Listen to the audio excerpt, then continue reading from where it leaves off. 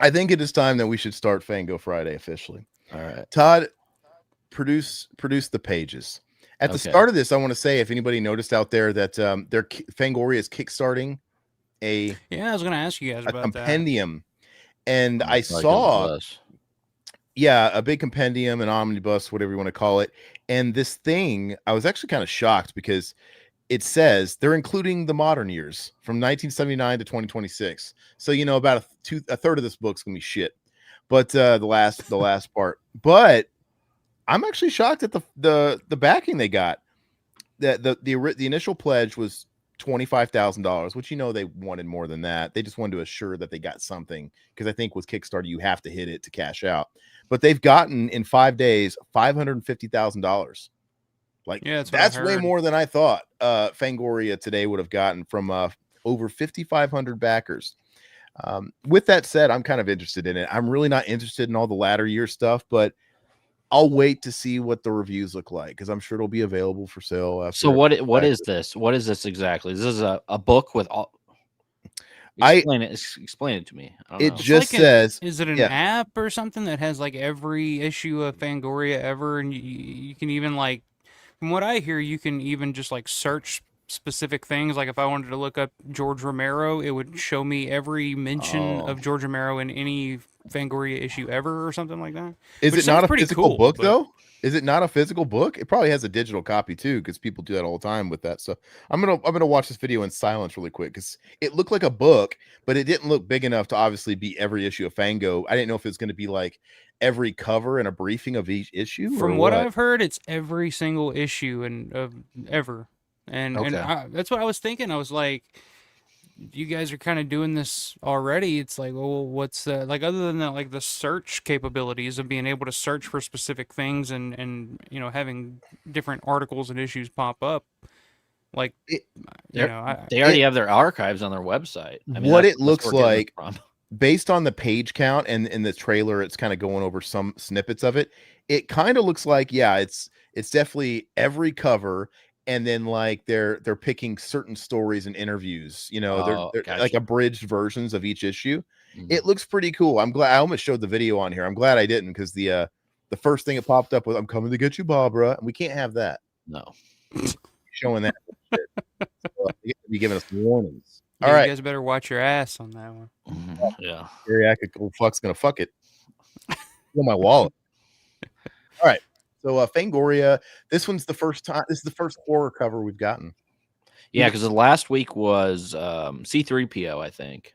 But in the last issue was a pretty horror centric issue. They were just afraid to go all in. Like, we still have to sell it. Let's put that fucking gay robot from Star Wars and on the front.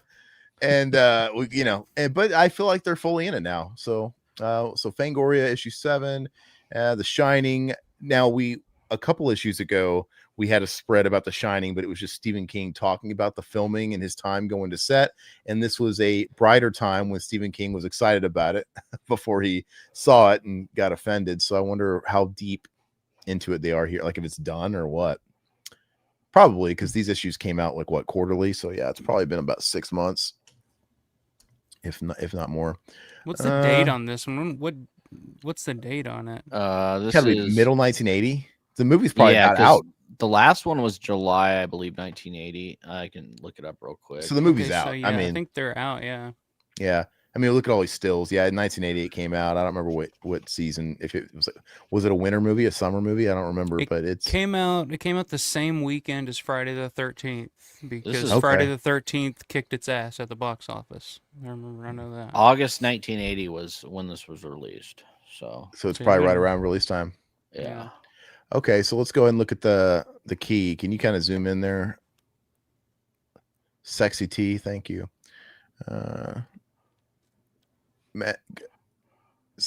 Usually Imagination Inc. It's a farewell to 3 modern masters of the film world.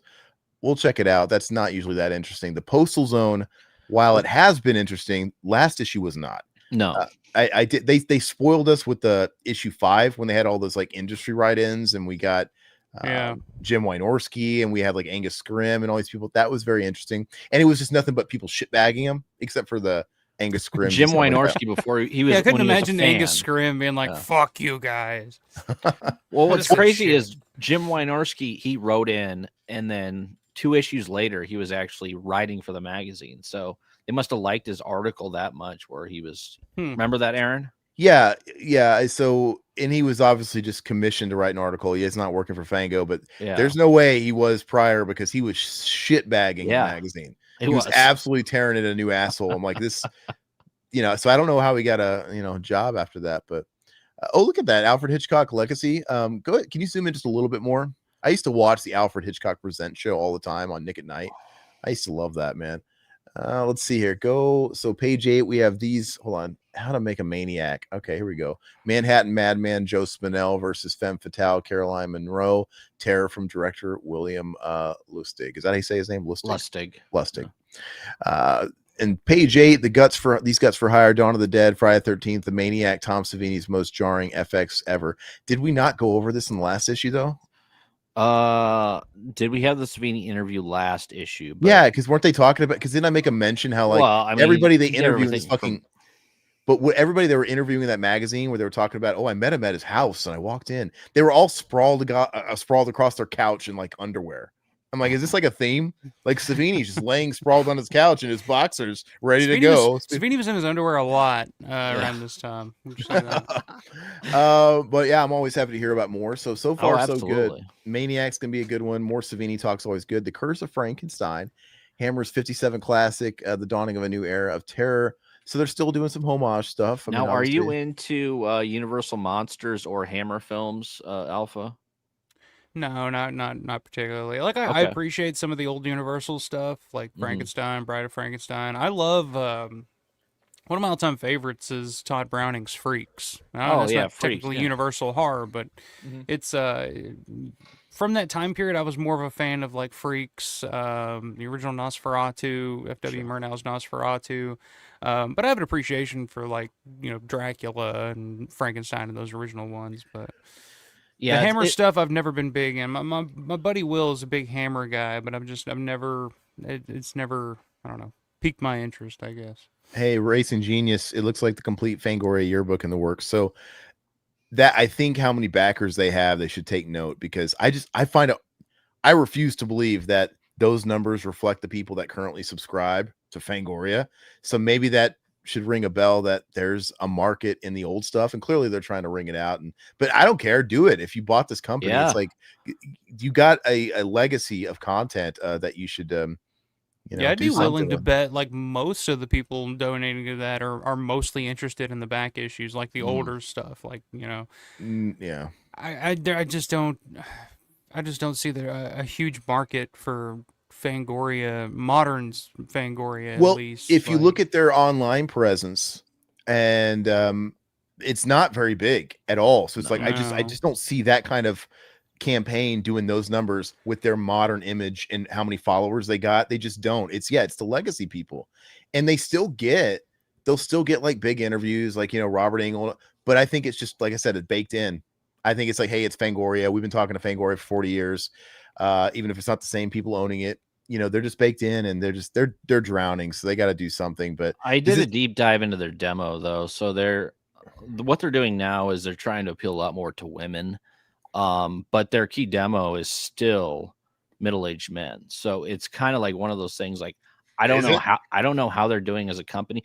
Well, I mean, and the majority of that is probably from back issues. So I don't know. But how are they making money? I feel like anything associated with horror and magazines, because I mean, you fucking ask a 20-year-old kid what a magazine is these days, and they probably look at you like you get 3 heads. Yeah, exactly. Hey, but this is a dumb question, because I don't know much about print, but I know in the when it was current, you could order back issues if you missed them. But do they have that business model now where you can they'll print back issues of really old shit? Okay, there might be a market there. They're doing digital, but they're coming back with print. So they're doing some of the newer stuff in print as well. But I think that's kind of a newer thing that they're doing now. So I don't know. I mean, I don't know what they're, like I said, I did a little bit of deep diving. I don't know how they're making all their money now. So it's just kind of, one of those things. I'm sure Go up.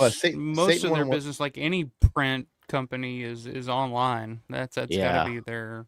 It'd be tough, man. But even then, like I never, they're not winning in the algorithms because there's other things that are coming up before them when you want to search horror news in online websites. I don't know. Even the online websites is pretty much dead. I mean, I think it's just it's the same thing as like, I don't, like CNN or any like legacy media like that. That's something that's been around for so long that it's not.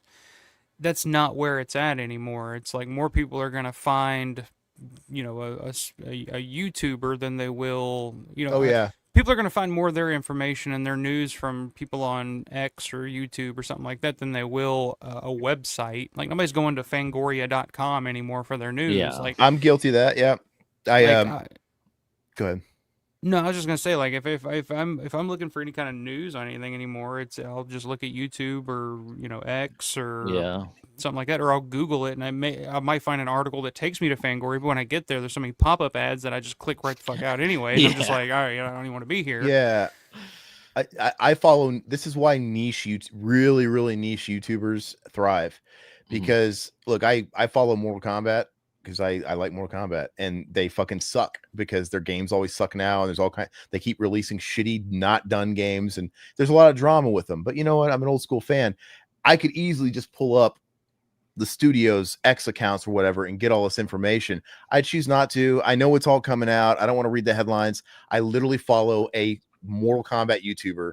That's all he does, because I know this is Mortal Kombat, his bread and butter. He will talk about anything Mortal Kombat to get his video out for the day, even if it's like a slow news day. So I'd rather just watch his video, give him a few cents, and he'll go over it. He's not going to miss a fucking thing. And I don't want to be bothered with the clicks and all that stuff. You know what? It's almost more trustworthy because that's their life. Like he's doing the homework. He's going through the work. He's combing through everything. They've been into this shit before they were doing a YouTube channel type of thing. It's like I play fantasy football. I'm a huge fantasy football guy. I pay zero attention to NFL.com or any of the shit on NFL Network or anything like that. Couldn't care less about that. But there's like specific YouTubers that I watch that are just like so ingrained in fucking that their analytics and all the all just little bits and pieces there that I'm just like I'm more interested in what they have to say because it's not. It's not a TV show on NFL Network or something like that, So I'm much more apt to find a smaller niche thing and latch onto that because I feel like there's, I don't know, more validity or something to it. I don't know, but it's the same reason people like DoorDash, where I like to have my groceries delivered. I'd rather go to one place. They've already curated everything, and they kind of do the busy work for me and just give it to me. Just kind of go down the list, and because they're going to pull everything from everywhere. They'll be like, oh, this is this headline.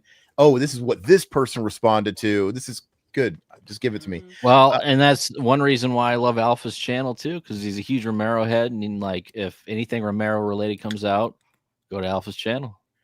Hey, I was going to say too, I'm really interested in all that talk though about Fango and the books. I'm always fascinated. Like, I wonder what their like year end looks like. What do their books look like? Like, they can't be making that much money, or what's their staff? And but at the end of the day, I bet you Fango is still making more than Image 10. Moving on. Yes. Picture 17 up there. That's exactly what I thought about when I saw that. Is it looks like Sleep Token, which, by the way, I don't understand Sleep Token, not at all. I can't. Well, I guess I understand it. It's not my thing. Like Squid Games. I just got done watching that. What is Sleep Token? Sleep Token's like the only newish band to blow up in the last 5 years. Pop metal. And it's a band. Yeah, they're a band, and they're kind of doing the ghost thing where they wear cloaks and they're anonymous. But the thing about them is they're kind of infiltrating the metal scene as like a metal band, but there's nothing metal about them. No. They're British, you can tell. I think the project is one or two guys, and then they have a band, but it's like a one brain child, but they're all anonymous, kind of like Ghost, and he's clearly British. You can hear it in his voice. He's singing like it's definitely modern fucking pop. He's got like a sultry voice, like R&B, and it's like a fuck me voice. And he's lots of auto tune and you know, as part of the style using the auto tune. It's very top 40, but they'll have like gent breakdowns. They'll throw that in, and I'm like, this isn't metal, guys. But they're headlining Download Festival and they're doing all this shit, and I'm like, it's fake metal. I'm sorry, it's fake. It's not real metal. It's a pop band, and they'll have the occasional like genty breakdown with like drop G guitars. Like, great, it's still not metal. I think metal's an attitude. It's content. It's not tuning of a guitar. It's a way of life, man. Yeah, but and the guy's like wearing like his body's like spray paint. He's got like this like crazy mask on, and he looks like a fucking Gap model. He's got like a 16-pack. He's clearly like some really handsome, sexy beast under there. He is not metal. The whole band screams industry plant. It does to me. But I'll get crucified. I'll have to check them out. I've never. I think I've seen like their T-shirts. I thought it was like some anime or something. I don't know if I can know. Yeah. But so you're saying he's not a fat neck beard with man tits like well, me? I just look. He's not metal like us. Damn it! If I criticize, they're really big. If you because they're a band that blew up with TikTok. They're a TikTok band. That's true. Yeah, and that's exactly where they blew up. They blew up on TikTok a couple years ago. And if you try and say anything critical, like what I just said, like no disrespect, he's talented. I'm not saying they're not. It's just I'm calling it for what it is. It's total industry plant shit. And if you like it, great. And in my opinion, it's great for metal. So I'm like, I welcome it kind of because it's good for the scene, even though it's not really metal. Say the same thing about Ghost, but I like Ghost a lot. I think they're really talented. I didn't say anything about Ghost, but they're kind of an industry plant too. No, they're not. At this point, I think they are. They're pretty. You can't become an industry plant later, Todd. Industry plant, it means you're planted. Well, after their first album, they seemed like Ghost. Kind of. Ghost was like Scooby-Doo. I remember years ago hearing. I think it was on That Metal Show. You guys know That Metal Show? I love watching it. I used to watch that religiously. I still watch clips. I bought because you can't find the full. There was people uploading full episodes on YouTube for a while, and they're getting harder and harder to find, and they don't have all of them. I literally bought, for some reason, you can buy only the last season, the one that was in HD, actually, on like iTunes and YouTube, and I bought it. I'm like, I want one of these damn seasons because I love it. I love those fucking nerds, dude. Yeah, Jim Florentine, I love him, man. He's so. That was probably the first time I'd heard the name of the band because they were naming bands that they thought were going to be big, in the coming years, and this was probably, 15 years ago or something like that. And I remember, I can't remember who it was, but somebody mentioned Ghost, and I think their words were, they're not the most technically sound band, but they have something. And I remember thinking that, and I just kind of left my brain for a few years, and then I saw them starting to pop up places, and I was like, oh, that's that band that fucking Eddie Trunk was talking about, or whoever it was. And listening to them, it's like, yeah, it's not overly complicated metal. It's pretty simplistic. It's pretty straight ahead, but it's like, to me, they kind of have like an Alice Cooper vibe to them, like the different eras. It's like the first couple of records, they definitely pull from, obviously it's like a cult, very Scooby-Doo stuff, but it's kind of, they got like the Mamas and the Papas, very 60s shit mixed in with, when they first came out, it's like, oh, they're like Merciful Fate, and because of the occult stuff, maybe like Alice Cooper, but there's like this psychedelic Mamas and the Papas thing going on there.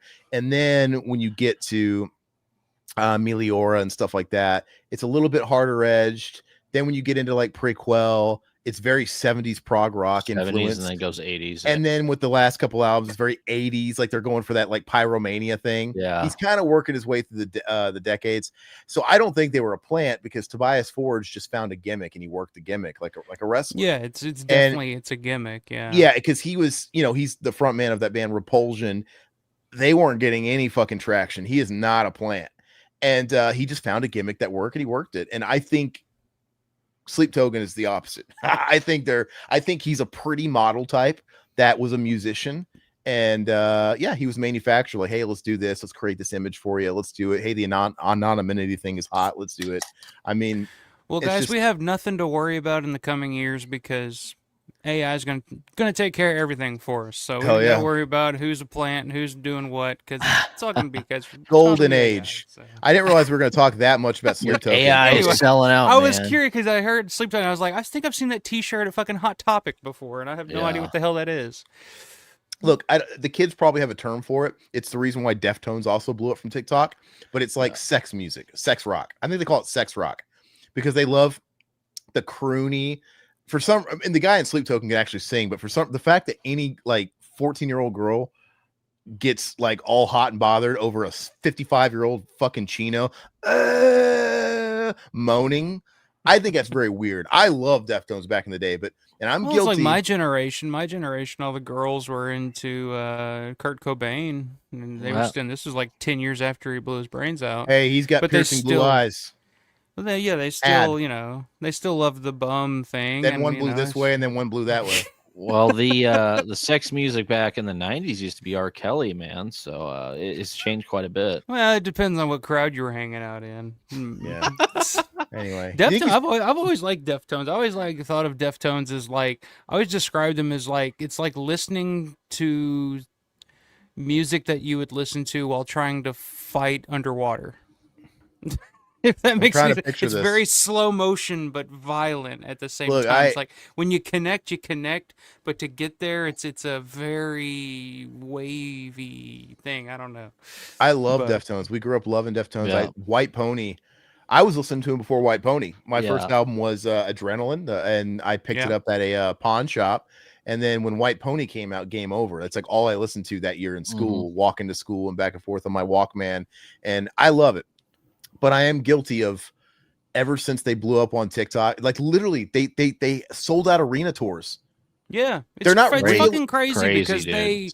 when in their heyday they didn't sell out arenas. No. Like I remember seeing them in 2006 at the Family Values tour that year. They were second behind Korn that year, and I remember people specifically being there.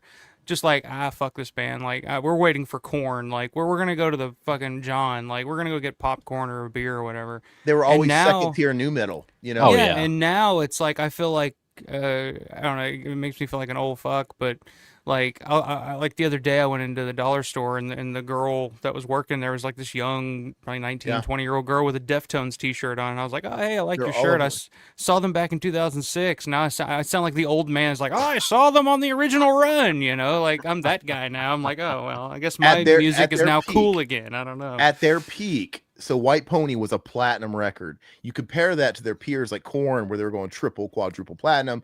Limp Bizkit was going like 7, 8, 9 times platinum. So they were like at that line. And then, they have a couple of gold records, right? They had their that first 4 records. And then after that, it's, they are what they are. But it's like Sabbath. It's what Sabbath was to me growing up. Like when I was younger, when I was a teenager, like Black Sabbath was like, when I heard that, I was like, oh, that's awesome. And all my friends were into Black Sabbath. But like the generation prior, Gen X, they were not Sabbath fans. Like they knew Ozzy, but Sabbath was like shit from back in the day. Like my dad was not a Sabbath fan per se, but he was an Ozzy fan. But Sabbath kind of died in the 80s and then kind of came back near the end of the 90s when Ozfest and all that started to blow up. And so it's like bands will kind of fade out and then come back if you give them enough time. Look at all the fucking hair metal bands that play arenas now, like Motley Crue and shit. Like nobody's looking for Motley Crue in the late 90s, early 2000s. But the thing is Motley Crue was really big back in the day, bigger than Deftones were. And so the fact is Deftones are bigger than they were in their heyday. Motley Crue, they were really big. They kind of like went through their shit in the 90s, kind of survived doing whatever they had to do. And now they're back up. They're like in legacy status, whatever. They're miming the hits on stage. Deftones are at a peak. You would think if you didn't know any better, they were a hot young new band. And so if they're, and it's funny because I hear so many new bands now that are trying to sound like Deftones. Like I listen to a lot of these like underground, like newer bands from like this new generation. The shoegaze. They're trying to blend the shoegaze there with it the is, fucking. And Deftones were always amazing because it's the brainchild of Steph Carpenter and Chino, and Steph Carpenter's the guy that likes Meshuggah, and then Chino's the guy that likes the fucking Smiths, and they were at their best when they were meeting right in the middle. That's why White Pony is so good. And then obviously you Around the Fur, that's like the shit, man. And that's like obviously really aggro and all that stuff. And then they evolved. If a band's lucky enough to be successful enough to get a few records in, they usually kind of find their sound by like record 3, you know, and they like their final Pokemon form. And that was like White Pony. It's like perfect. You can hear all angles coming together. And then along the way, like I think most of the records are good, except for the newest one, funny enough. But I actually haven't listened to any of the new record, honestly. Like it's like one that I'm always like, oh, Deftones has a new record out, and then I'm like, I'll get to that. But I'm just like in no rush for some reason. So before the last time I saw him live, and it doesn't feel like that long ago, was on the Koi record, the Koyo Nakan record or whatever, and they that was 2013. They played 1,000-seat theater. 1,000 at the Gilead's Theater where I was from. 1,000 people, awesome show, and that record was amazing. Huge. And then they come out with that Gore record, and then it's like, oh, Chino won this argument. It's all just shoegaze bullshit. It's boring. I fucking hate that record because they gave in to one side completely. And I'm biased. I kind of want, if they're going to give into one of them, give into the. I would love for them to come out with another aggressive record, but Chino doesn't have it. I can tell. And then they came out like with the Genesis record, or not the what do they call it? The one with Genesis on it. It's all right, but the new one, I thought since the last record and this one, they fucking blew up overnight. And so I was thinking, I don't not like them because they're hip now. I don't want to go see them in an arena. They played in town. I'm like, I don't want to go fucking see them. I am that old guy now. I'm like, I saw them in clubs and small places. I'm not going to go to the fucking the Phoenix Suns arena and see them. I just didn't want to. Same thought, yeah, because I saw that they were on tour here recently, and they were playing in Louisville. I think at the Yum Center, which is a fucking huge. You know, they were doing two nights in basketball arenas. Real like, 2 nights? Wow, yes. I didn't know they were doing a 2-night show. Most shows they were doing 2 nights. They were adding second dates. It was fucking nuts. And I'm watching footage on YouTube. I'm like, man, I'm that old guy now, where I guess this is what Metallica fans must have went through. The people that were old Metallica, like, I don't want to see them. I'm like, nah, I don't want to see Deftones in this giant arena with that kind of stage. It just doesn't feel right. But that's I don't great. like seeing arena shows anyway. I've never been, unless it's something that dictates having an arena. Like I went to see Roger Waters. I've seen Roger Waters twice. He did The Wall, and then us. I saw the last one. And like that needs an arena because it's a huge show. But like I went to see like the Black Keys. I went to see the Black Keys in an arena, and it's just like this music doesn't fit an arena setting. I don't know. It just felt so underwhelming to me. So, and the thing is, I don't think it's just like I don't think a blockbuster, that's not a dirty word. I think a blockbuster in film was an actual genre of film. You know, like they just became shit. But Terminator 2, Jurassic Park, these are the kind of films that should have been what blockbusters were. It's like, hey, these are films that we're showing you what technology can really do when we push it and pump the money into it. We're going to like evolve the shit. And it's the same thing with some bands are arena bands or stadium bands. It's fine. Metallica, they are not a garage band anymore. No. And their stuff works. They got the big stage show and they have anthem-like songs or whatever. People can chant to them. They're a total stadium rock band. They went through a period there about 15 years ago where they were trying to recapture that garage band thing. I'm like, you guys aren't a garage band. Yeah, I remember when they played CBGBs. I remember when that was like Saint Anger time. I think they were trying to get back to. They've done stuff like that, but I mean, like with their music, you know, it's like Death. I know Death Magnetic. I like Death Magnetic. People like Death Magnetic, but I don't think you guys are embrace it. It's not a bad thing. Like the Black Album is fucking great. Like it's just be a stadium rock. U2. I'm not rushing to go out and see U2 anyway, but I definitely don't want to see fucking U2 in a club. It's like, you know, you guys need the big old lemon. You need all the shit you do. And it's totally fine. But it's interesting too, because I just recently, there's a band called Greet Death. They're from Flint, Michigan. And it's also interesting to see those bands that have kind of outgrown the smaller clubs too, because you can tell. It's like we went to this show and it's like just a normal punk shows, like 3 or 4 bands on the bill. It's a small little bar, like they have a little stage. And, you know, the other bands that were playing there, it fit because it was, you know, it was a perfect setting for something like that. When they got on there, it's like they had the sound guy didn't know how to mix their shit correctly, and you could tell like they'd kind of outgrown this scene. They'd moved on to bigger and better things, and it's like you can kind of tell when a band takes that next step in terms of their production and in terms of their songwriting, and to the point where you can't play shitty punk rock clubs anymore. You know, like there's a progression there. Some people at work, dude, I don't want to see Black Flag in a fucking stadium. You know what I mean? Right. Some bands at work, works. But the last thing I'll say, just because this has been some great Fango talk, I know we got to. I know, but I was gonna say, what happened here? I don't know. The last thing I'll say is, like I said, Deftones, to put a nail in it. From the last album to this album, they blew up in between them like crazy. And I was kind of hoping with this new record, like, hey man, I hope they take all this new TikTok fame and really say, fuck it, let's do Around the Fur 2 now. Let's because we haven't been aggro in a long time. I was hoping, like, God, do it. And no, the new record I don't think sucks. That's in them, I mean. Chino can't scream, dude. He can't even scream. He I did don't a think feature he would on. want to, though. I mean, man, at some point, people grow up. It's like, well, the dude can't sing. The dude can't sing live. Well, you mentioned Metallica, and it's like people always want Metallica to go, oh, do another Master of Puppets or something like that. I'm like, no, do whatever you want to do, and I'll listen. Like, I'm curious of where you're at right now. Like, just be honest. That's the thing that, like, you mentioned Death Magnetic. When that came out, I was like, oh, there's a few good songs on here, but you can tell, like, they're desperately trying to go back to, oh, we got to sound like Metallica again because people fucking shit all over Saint Anger. Like, say that was the Rick Rubin effect. That was the Rick Rubin effect. Yeah, just like they did with Black Sabbath. And no, just do what you want to do. Like, if you want to do another Load album, I'm all for that. Like, I don't give a shit. Like, people need to stop trying to hold the musicians and filmmakers and artists in general to something that they did 10, 20, 30 years ago, because that's just not who those people are anymore. If they try to do that again, then they're just being disingenuous, and that's not any kind of art that I want to fucking 99 out of 100 times, I agree with you. You're right. With that said, if Deftones keep going down this route, I just stop listening. And maybe that's just the casualties of it, because they're finally losing me. But that's fine. They're not my band anymore. Now they're a bunch of kids' bands. I just thought it'd be cool Damn if kids. they tried.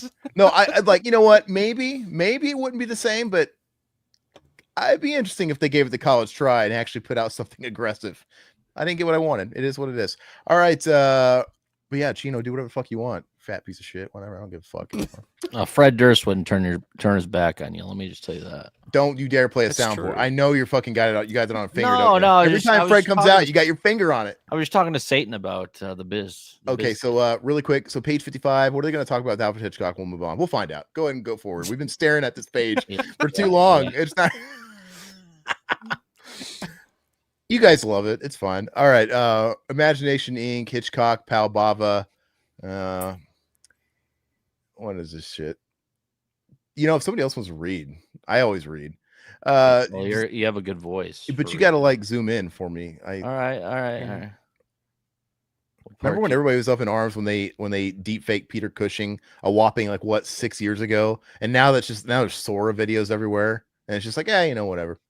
What happened to the anger?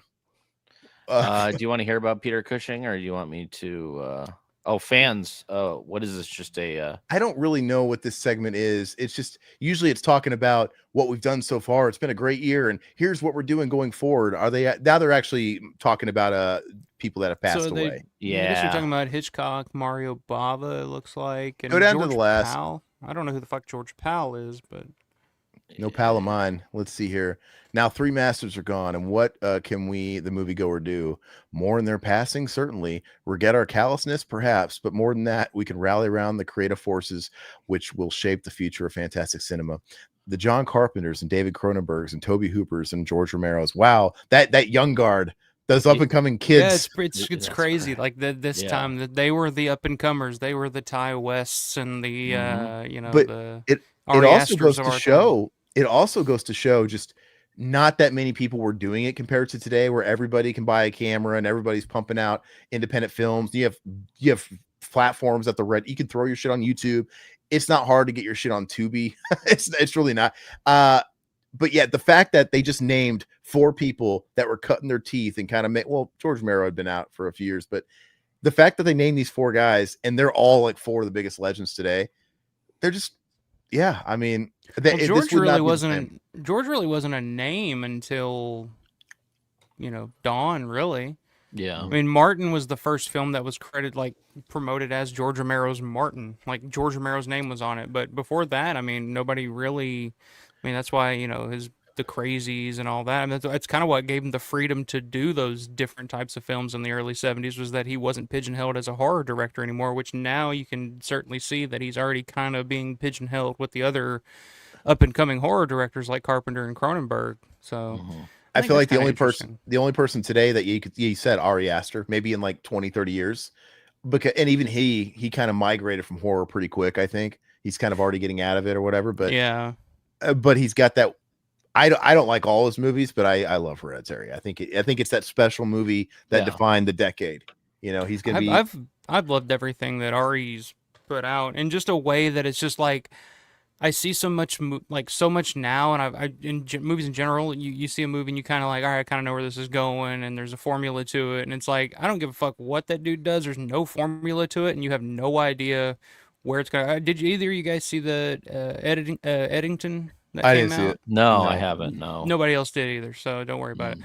But I did. I went to see it because it's Ari Aster. I was like, I got to see what the hell this is about, and it's like 3 different movies in one. It's like takes a turn, and to the point where it's just like by the end you're just like, I have no idea what the fuck's gonna happen next, and I embrace that because you don't get that a whole lot anymore. Everything's like I've said, it's pretty much paint by the numbers now for me for a lot of things. Did you see that in theaters or? Yeah. Okay. I know. I went on a date. And I respect him. I took her to go see Eddington, and she kind of had that reaction where she liked the first half of the movie, and then when it started getting crazier and crazier and weirder, she was like, it kind of lost me, and I'm like, that's okay.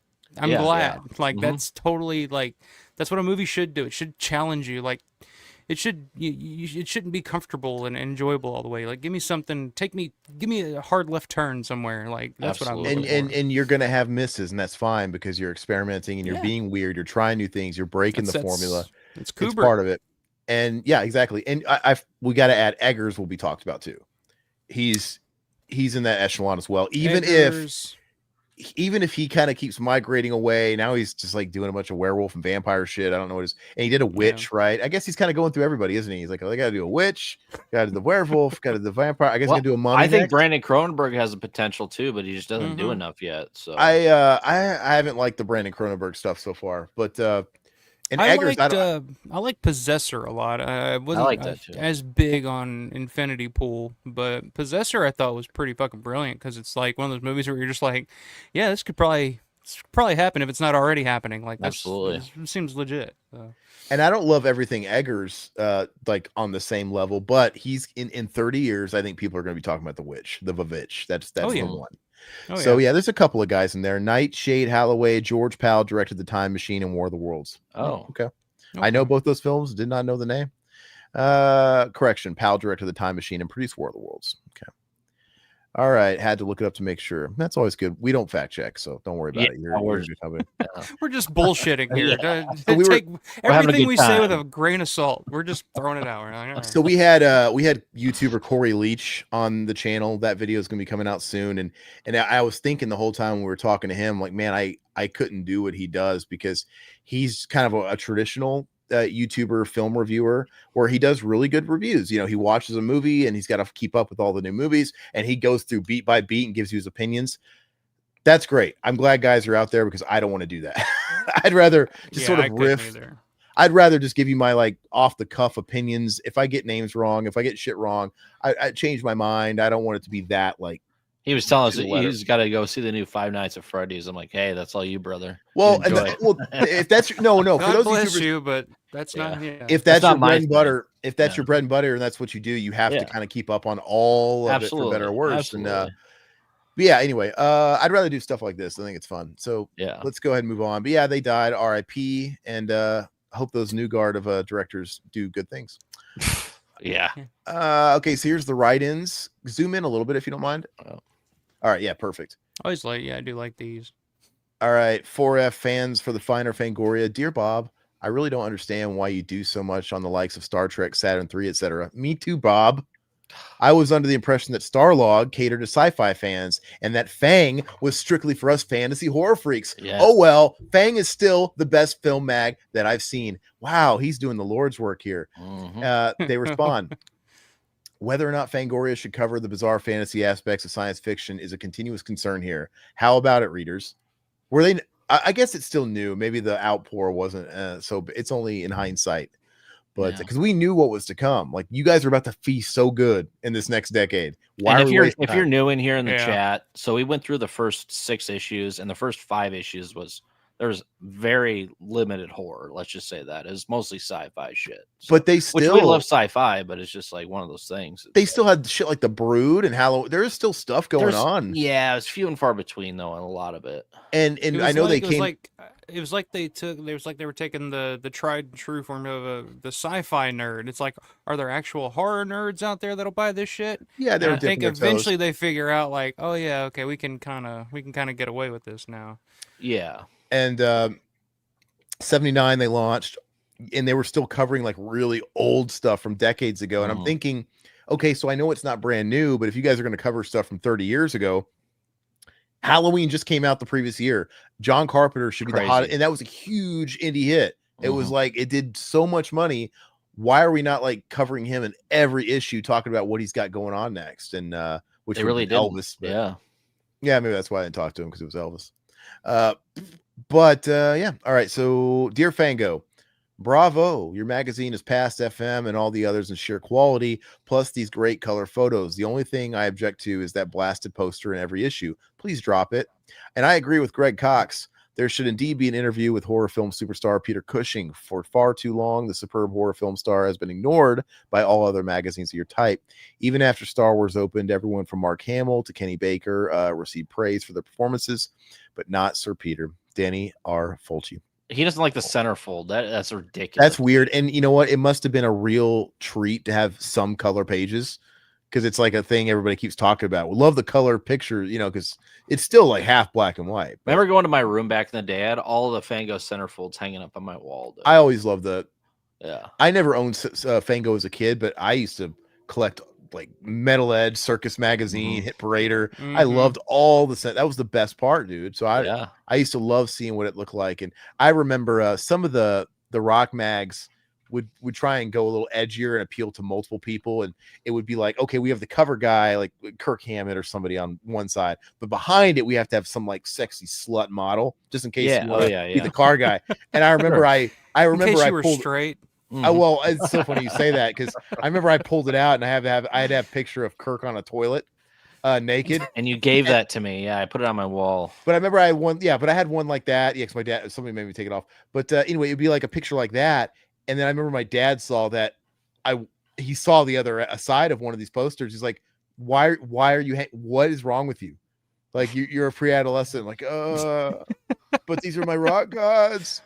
Well, it's interesting too, because I think it worked better, like centerfolds like that worked better around this time for like music mags, because that was the only, like, unless you saw them live, there was no music videos, there was no. It was like that's really the only exposure you got to what these people actually look like outside of the album covers and stuff like that. Whereas opposed to like a movie mag, like a horror mag, it's like, okay, I know what this guy looks like. I know what Peter Cushing looks like. I've seen him in 1,000 movies. Like, I don't need a picture of him, but yeah. The benefit though, they had a lot of the Savini's work in there, like his special effects in the centerfolds where you can hang those up. And that's one reason why I love those in the Fango magazines. But go up. Let's wait. Sorry, did I miss this? Hold on, my bad. Rising production costs demanded that we comply with your first request, Danny, or else raise our cover price. As for Peter Cushing, his thoughts on various film roles are included in Al Taylor's History of Hammer series. See the Curse of Frankenstein issue. Dear Fang, why does Fangoria publicize whatever major film the Hollywood Dream Factory chooses to push? The Fog was a disappointment, and Saturn 3. Really quick. Did Aaron write this? Isn't it really funny how like that was seen as like elitist, dude? back then, like at the Fog, yeah, it's so funny.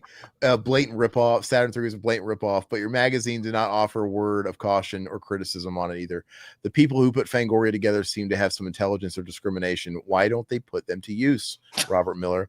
No, dude, it's just like when we saw Cronenberg shitbagging Alien, which was the new hot thing in the theaters, and he was shitbagging it. I'm like, it's hindsight. It's so funny. Yeah, but I don't agree with you, Todd, because I feel like I saw a movie like The Witch, and I saw a movie especially like Hereditary, and I saw a spade for a spade, new or not. I'm like, this is special. No, and I think it's going to define the decade. I was thinking more of Pat or something like Gatekeeping. Yeah. I have a feeling if I would have saw Alien in 1979, I hope I would have been like, ooh, there's something here, because you know, I mean, everybody knows the story. They didn't up until Alien came out, nobody took sci-fi monster movies like that seriously, because they were seen as B movie schlock. You know, your Ed Wood stuff, your stuff, all your old black and white. You know, nobody took it seriously. It was all B dribble. And so when they wanted to make, hey, let's do one of those movies and let's legitimize it, it was kind of a hard sell. And when they got the budget to do it, boy, did they legitimize it, because you know, Alien is the blueprint for the fucking whole genre after that, sci-fi, horror, whatever. It's, to me. And so I think I would have saw that, hopefully. But let's see. There's a number of reasons why we do not deliver critical analysis in these pages. Here's a few. Number one, anyone who pays attention to critics will sooner or later miss a good film they might have discovered on their own. Number two, often, as with our coverage of Saturn 3 and The Fog, our articles are written well in advance of the film's release. If we were to wait until we'd seen the films before covering them, our articles would not have any news value.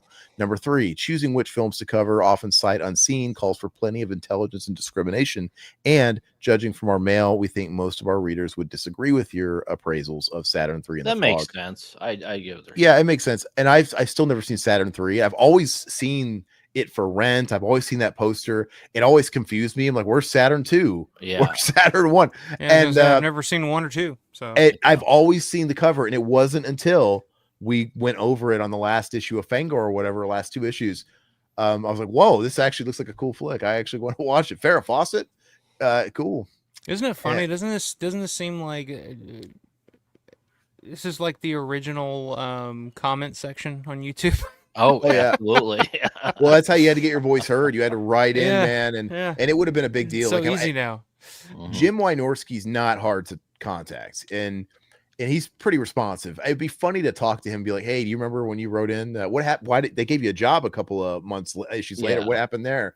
But like, it's fun, and I'm sure he remembers it. Like, it was probably a big thrill for him to get covered. Oh yeah, like, going from a fan to somebody writing it. Yeah. All right. Back in the want ads in the metal magazines, you used to find your band members. Hey, I'm in the Portland area. I'm looking for another guitar player. I'm starting this. Want to sound like this band. It's just funny how it was like that back in the day. All right. Dear Fango, this July 12th marks the 100th anniversary of the birth of one of the finest horror directors who ever lived, Todd Browning. Most people only know him from Lugosi version of Dracula, but Browning also created The Bizarre Freaks and the show, the silent version of the Unholy Three, The Unknown, and America's first vampire film, London After Midnight. Your retrospectives are always first class. My favorite part of your magazine. Al Taylor is a genius when it comes to unearthing new and interesting bits of info. You owe it to your readers to publish some kinds of commemorative articles on this creative but sadly neglected filmmaker. Alan Cordova. We'd like to add that, like, people still gave a shit about Todd Browning still. Oh yeah, man. Like, he was to this generation that's picking this magazine up. Like, Todd Browning was their Romero, Hitchcock, Carpenter. Like, oh yeah, it's I always love that. And Todd Browning, by the way, fellow Kentuckian, by the way. Oh, nice. Hey, I love this, Satan. Be back. Time to take an image 10. That'll be nice. That's the code. I took a big fat image 10 before we started this. I'll definitely have to take a big fat image 10 after I'm finished. And I'm sure it's going to fucking stink because, it's an image 10. All right. We'd like to add another Browning favorite, Devil Doll, to your list, Alan. We've spoken to Al about your letter and plan on the appropriate celebration before the centennial year is out. Okay, great. Fango, let's start. You're give me a seizure, Todd. Let's Fango. Let's start with Carrie O'Quinn's Imagination Inc. It's assault on famous monsters. Sneaky, aren't we? True, famous monsters is not suitable for the latest color picks, but creates an excellent atmosphere for the old monster picks. Also true is the poor pun spaced every 2 lines or so. Also, the articles are short and don't tell you anything at all, except on the old horror shows. So yes, you are very much superior to famous monsters. Woo. Suggestion time. Don't growl at me. A complete look at the Ape series, movies, TV series, and the cartoon show, complete with episode guide. Also something on The Thing in an interview with Ray Harryhausen. Ray Harryhausen. I know who that is. I just fucked up the name. I would like to see something about... one of these days I want it to be porn. Like, oh, we got him. It's gonna be some docking. Or that something. Chick had a dick. Yeah. Whoa, so progressive, bro. Oh, come on. Okay. Oh no, I was talking about the website's not loading. Hold on. What's it doing? Jesus. I see it. It's on the screen. Oh, it's weird because you see it, but I don't see it. Here, let me. Hold on, sorry guys. Oh, there. Full screen is okay. Got it back. Yet we don't see it. No, it would be feet porn. I gotta say, dude, I'd rather if I got caught, I would rather it be feet than what I said. So I wouldn't. I would just make fun of him for the feet. Well, what then? Donkey? Is that what you're saying? I said chicks with dicks, dude. Oh, okay, yeah. I think I'd judge you. I think you're weird if it was feet. Hey, it's 2025, sir. There's nothing wrong with that. No. If you're a chick and you don't have a dick, something's wrong with you. That's all I'm saying. Okay, so go up. So we read his. Oh, sorry. Yeah, I'm just trying to figure out where we're at. We remember when there was nothing but the famous monsters and remain thankful to the existence and wish the continuing best for both famous monsters and I don't know what FA stands for. As for The Thing, are you referring to Stan Lee or Howard Hawks? An insight to Willis O'Brien is coming right up. Could you zoom in a little bit for this last one? Okay. The Real Obi. Dear Mr. Martin. Mr. Martin, what should I do? Sorry, that's a Brady Bunch, the movie reference. I have just read Paul Mandel's History of Animated Apes Part 2. People always talk every issue. Come on. Dude, every issue they're writing in about Planet of the Apes. Please do a retrospective on the I don't have a problem. I don't mind the apes, but I mean I don't go for Fango for the apes. But man. they clearly want it, so they're gonna give them what they want. I just read Paul Mandel's History of Animated Apes Part 2, and I find that he has quoted me correctly in all that I told him. I was with Obi one time when we saw Son of Kong, and I do not recall that he noticed the gesture which Paul refers to. I didn't, but what he did ridicule was the idea of head bandaging a little cut. God, dude, I thought it said bandaging a little cunt. My eyes. All right. All right. On a big creature like that. He said, do you suppose he would have paid any attention to that little scratch? Since Obi is not here to defend himself, I feel it is my duty to try and counteract false impressions, such as Paul Mandel's remark may have given, and such of Orville Goldner's remark in his book, The Making of King Kong, that the idea of having King Kong undress Fay Ray was entirely conceived and carried out by O'Brien. You're not making it easier for me to read, Todd. Go ahead. How would Goldner know that? Did he sit on the story conference? I think not. I was married to Obi for 28 years, and he never used foul language around the home, nor did I ever hear him tell off-color stories. And I know he didn't like the idea of having Terry Moore run for miles down the hill and Mighty Joe Young just to get a little jiggly into the picture. That we need some jiggly. That'll sell. Get some jiggly. Yeah, get some jiggly, eh? He expressed his dislike of it several times to me. I know Obi wouldn't want to appear any better than he was. I know what this picture needs. A little jiggly. And Bill Paxton, that was the remake, sorry. Because it taught me not to be a hero worshiper and to realize that no human being is without some faults. And that's all gods have feet of clay. But to have his character distorted by false impressions would have hurt me and upset him very much, as it does me, Mrs. Willis O'Brien. So this is kind of a write-in of somebody of note. I don't know her. I don't know her from Mary, but it's okay. He says, Paul tells us that his statement, Obi got a kick out of that scene, was meant to refer to the absurdity, as you mentioned, and not the incidental gesture. Quite innocently, the placement of the remark created a false impression. We offer heartfelt apologies for any upset we may have caused. We are sure your letter will serve to set the record straight. Thank you. Jeez, what a Karen. Just let him have a good time. The origin story to Bob, Joe, and the rest of the Fang gang. And in August of 79, a child was born unto Starlog, and the demons of the night appeared, saying to Starlog, and you shall call this child, it's probably going to be Fangoria. Fangoria. All right. Oh, wow. Yeah, they've went to 2 pages on this. And it shall henceforth be the most comprehensive magazine in the world on the cinema of the macabre. And so it was. Too long have I awaited your arrival. Too long I have suffered at the hand of the inferior periodicals. Too long have I seen my favorite film medium, the unfortunate victim of tasteless puns. Let me grovel at your talons. Let me embrace your horrors, Fangoria. I love you. Enough said. Jim Einerson, I think you put too much. I don't know. You took too much time. That's really well written. And I'm like, but yeah, I mean, it's well written. I enjoyed it. I thought I was going to say Jim Wynorski. So that's how we got and that's how he got his job.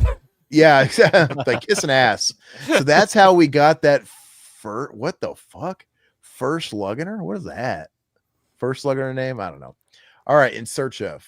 Okay, so it is done. But what are they seeking here?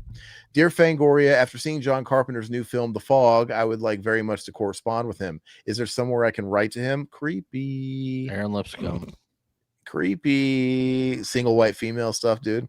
James Armstrong, 10124 Paulson Street. Why do they dox people in their address? That's great. I love it. That's really interesting. Well, nobody had GPS back then, so nobody would be able to find it anyway. Yeah. When people buy stuff from me on eBay and I feel like they fucked me, I look up them on Google Earth. I want to see how they live. I did it today. I got ripped off last week on two games, and people tried to bait and switch me, and they did. And I looked them up. I know where they live. If I had the keys to the missiles, dude, oh, done. I'd at least knock over their fucking mailbox or something. Like I'll see you in New Hampshire next week. All right, dear Fango, I was very interested in the article on Herschel Gordon Lewis, a director whose films have never, to my knowledge, been shown in England.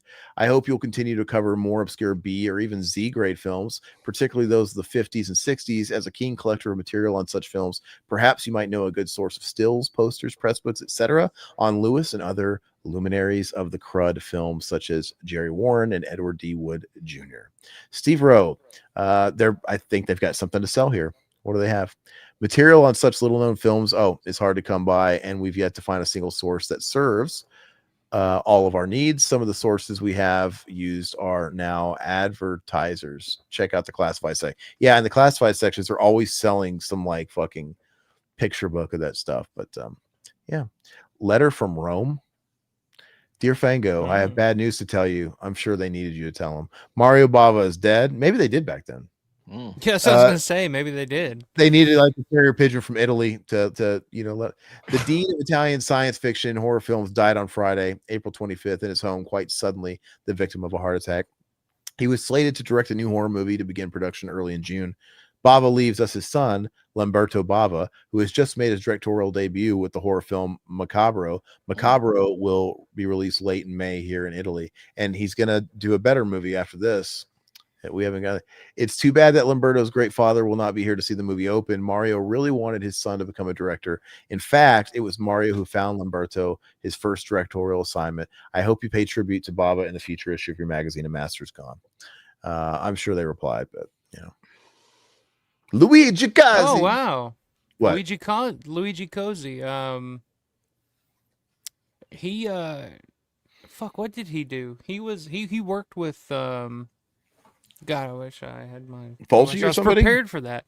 Yeah, Argento. I think he'd worked with Argento. He'd worked with I think that's the guy that runs or used to run the Deep Red Profondo Rosso store.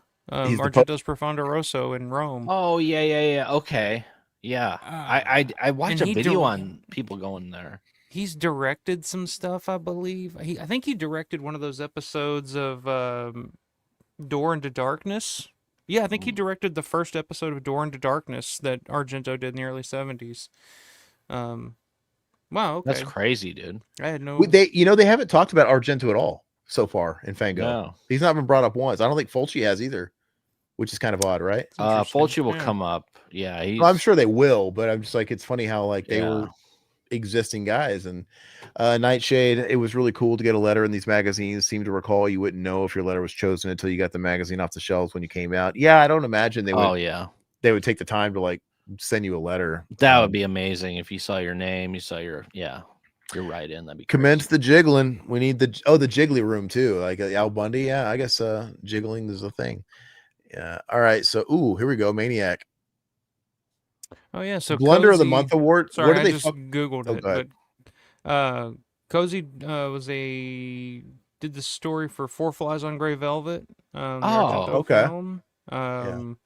He was the director and screenwriter of Contamination in 1980. Okay. Yeah, I've heard of that. Worked on Phenomena, Two Evil Eyes. Yeah, he worked with a lot of Argento stuff. Did a lot of different films around that time period. Okay. See, I knew that name, but I was not prepared to fucking talk about Luigi Cozy. But that's cool, dude.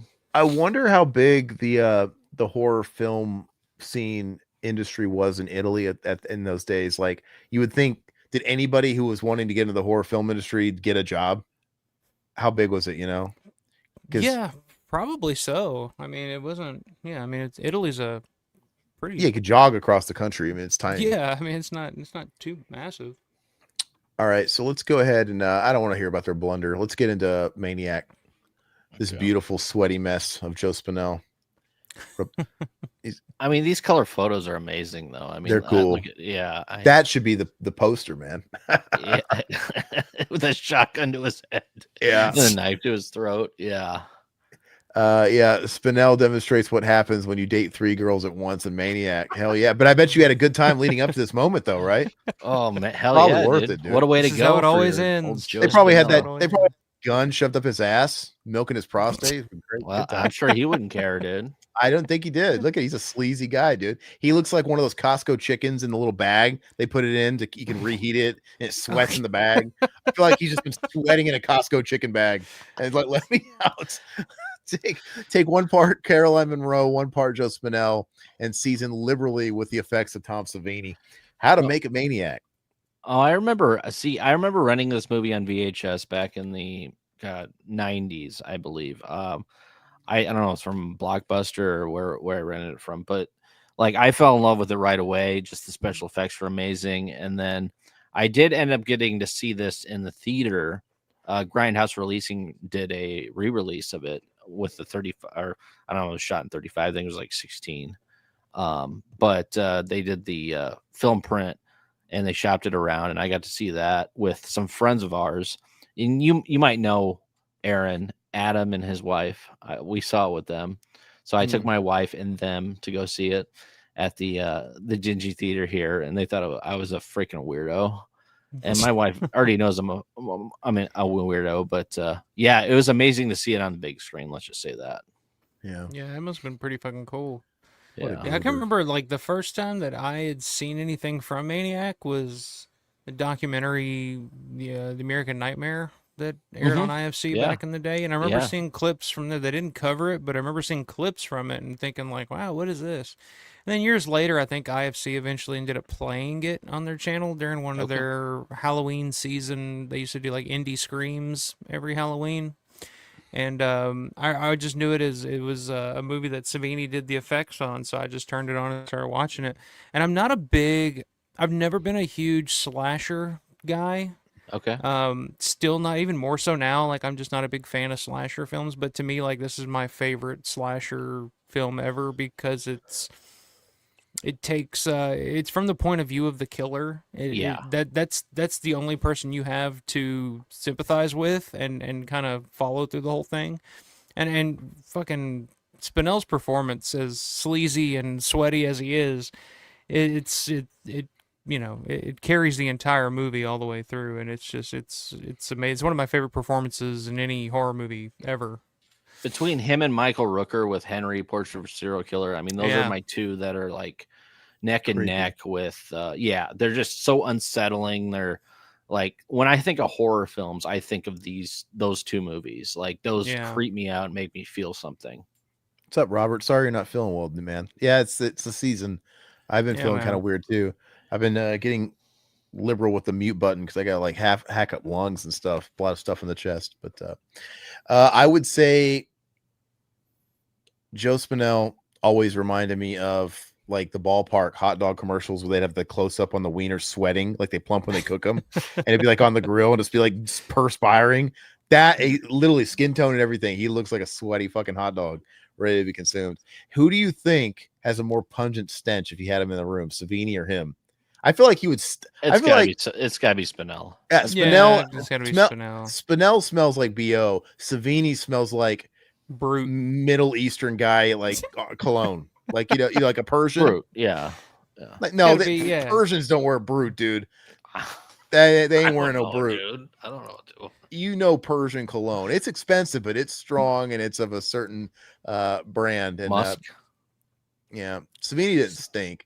No. Savini's out to get ass at all times. Next time we'll have to ask to smell his fingers, and maybe we'll get a better like. I'll be able to tell you if he stinks or not. All right, so let's go ahead. What's it say down here? Oh yeah, they're going over Carolyn Munro as well. Yeah, go ahead and zoom in on it. What do you do if you're an independent filmmaker and lifelong horror movie buff and you want to make your third and most ambitious feature film? If you're 24-year-old director William Lustig, you make your very own horror movie called Maniac. You hire a master makeup magician, Tom Savini, to create your cosmetic special effects, and you cast fantasy film's first lady, Carolyn Munro, as your female lead. Shot entirely on location in and around New York City last November and December, Maniac follows the bloody trail of a schizophrenic murderer played by Joe Spinell in his first starring role after a career spent as a supporting actor in such films as Taxi Driver, Rocky 1 and 2, Cruising, and Brubaker. Spinell also shares credit for initiating the project after he and Lustig were unable to finance another movie they wanted to make titled Sleigh Ride. Still determined to work together, they tried to think of a story which would be filmed on a modest budget. They finally came up with, in Lustig's words, the concept of a maniac on the loose in New York City killing beautiful women, which would have the two most commercial ingredients, sex and violence, which, by the way, would become pretty much the recipe for a lot of movies about sleazy New York killers, greasy stranglers and whatnot. Lustig brought in his friend Andrew Garoni as producer, and the three used their own money to get the picture off the ground before eventually finding other investors. Relaxing in the living room of his New York apartment on the couch in his underwear, on a rare day off the post-production, Lustig reflects on the trials and tribulations of making a budget-conscious horror movie. I'm sure the people who worked on Star Wars had more budget restrictions than the people who worked on a Star Trek picture, he says. But if you work with what you have, you don't set out. But you work with what you have. You don't set out to make a $10 movie for $4.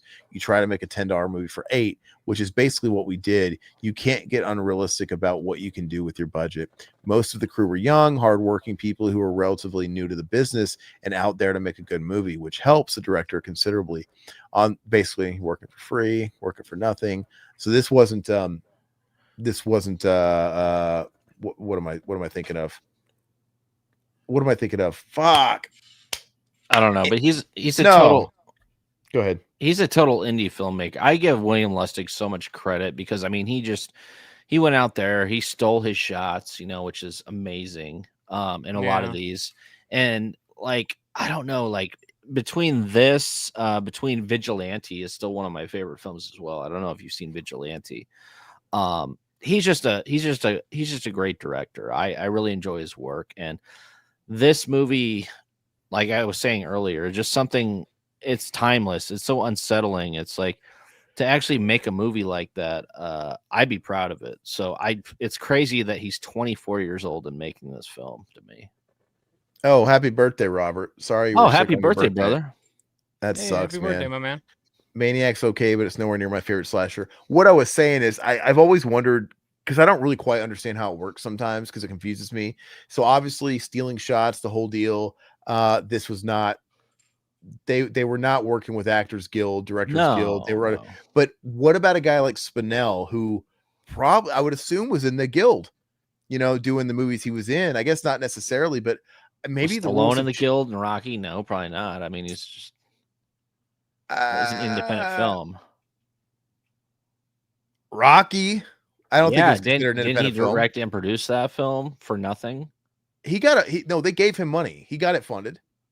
Oh, okay. He sold it to Irwin Winkler, and it got a budget. That was the whole story of the Rocky story, where it's like they were going to give him a lot of money because they wanted to cast like Ryan O'Neal or whoever was hot at the time as the lead, and he put his balls out there saying, "Oh, I gotta be the guy." But he wanted his buddy in there, so and they're like, "Well, okay, well if you really want to do it, we're gonna fucking slash your budget." But it wasn't. I don't think it's considered an indie film at all. But I don't know. I never do it because it's like, from what I've understood, if you're in the guild, your union, you're not technically supposed to be doing non-union projects. That's kind of the whole point of like the union. So I don't know, but I see people do it all the time. I guess I don't really understand how the rules get broken there. But anyway, I remember listening to the commentary though. Like they went out and like, you know, shot a real shotgun, and then they had to like throw it in the trunk and like take off and everything like that. Which I find that shit fascinating. That's really cool. That's fun, man.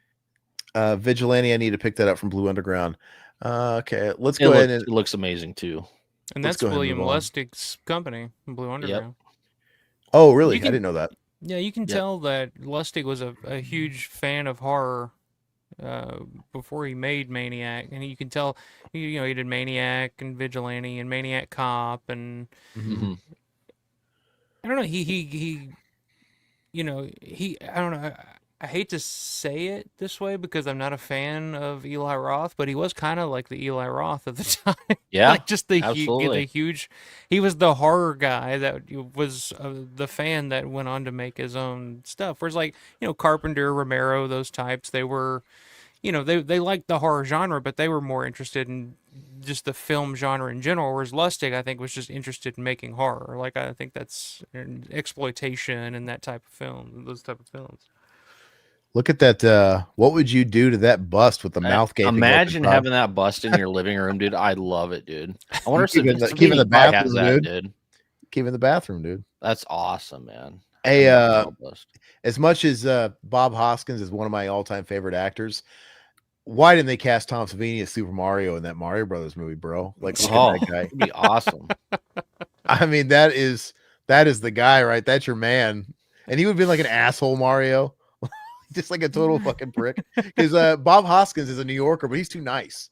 I want this fucking jerk. But what we got here?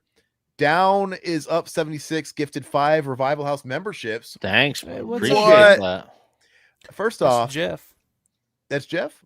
Yeah. I don't know who Jeff is. My boy Jeff. What's up, Jeff? Oh, nice to meet you, man. I don't know if I've seen you in here, but that is very, very generous.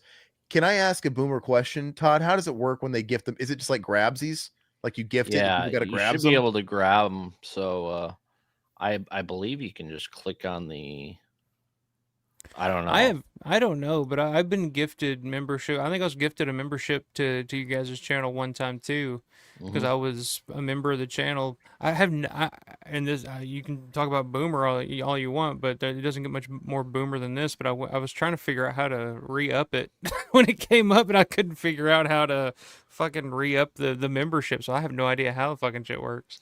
Well, as far as becoming a member, I know how to do that. Like literally, you can just hit the join button if you guys want to. But I still don't. He's saying it's just random when you get messages. Yeah, I don't understand. So what do you mean? So I think it's random in the people in the chat. Yeah. So they'll get offered. Oh, okay. Well, hopefully you're the lucky chosen, because you guys will be able to watch some of our member commentaries. We have a whole bunch of those stacked up. We just did Planet Terror, Robert Rodriguez. Speaking of Super Mario, he's in that movie. And we just did that one this week. He's hysterical in it too. I love he is really funny. Movie. He's really funny. But yeah, enjoy it. Check it out. Check out the exclusive content, and hopefully you like it, and hopefully you stick around. But appreciate it, man. Down is up, Jeff. Thanks, Jeff. Appreciate it, brother. All right, so yeah, these are sweet, man. These pictures are. I mean, look at that. I mean, that's awesome. That's when the hookers rip his head off. You guys ever hear the story about when Spinell died, and then with the fake head? Yeah, you guys know that story. Sitting on his dresser or something, right? Yeah. So Spinell, when he died, I guess he died in his apartment.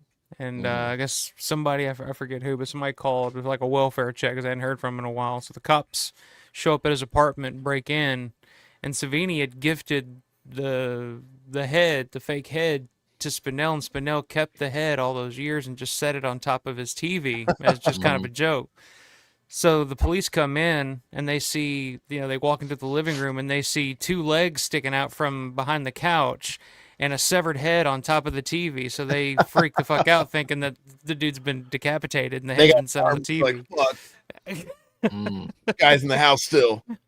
That's crazy. Oh, God, it's sad because Spinell was such a great, kind of character actor. Yeah.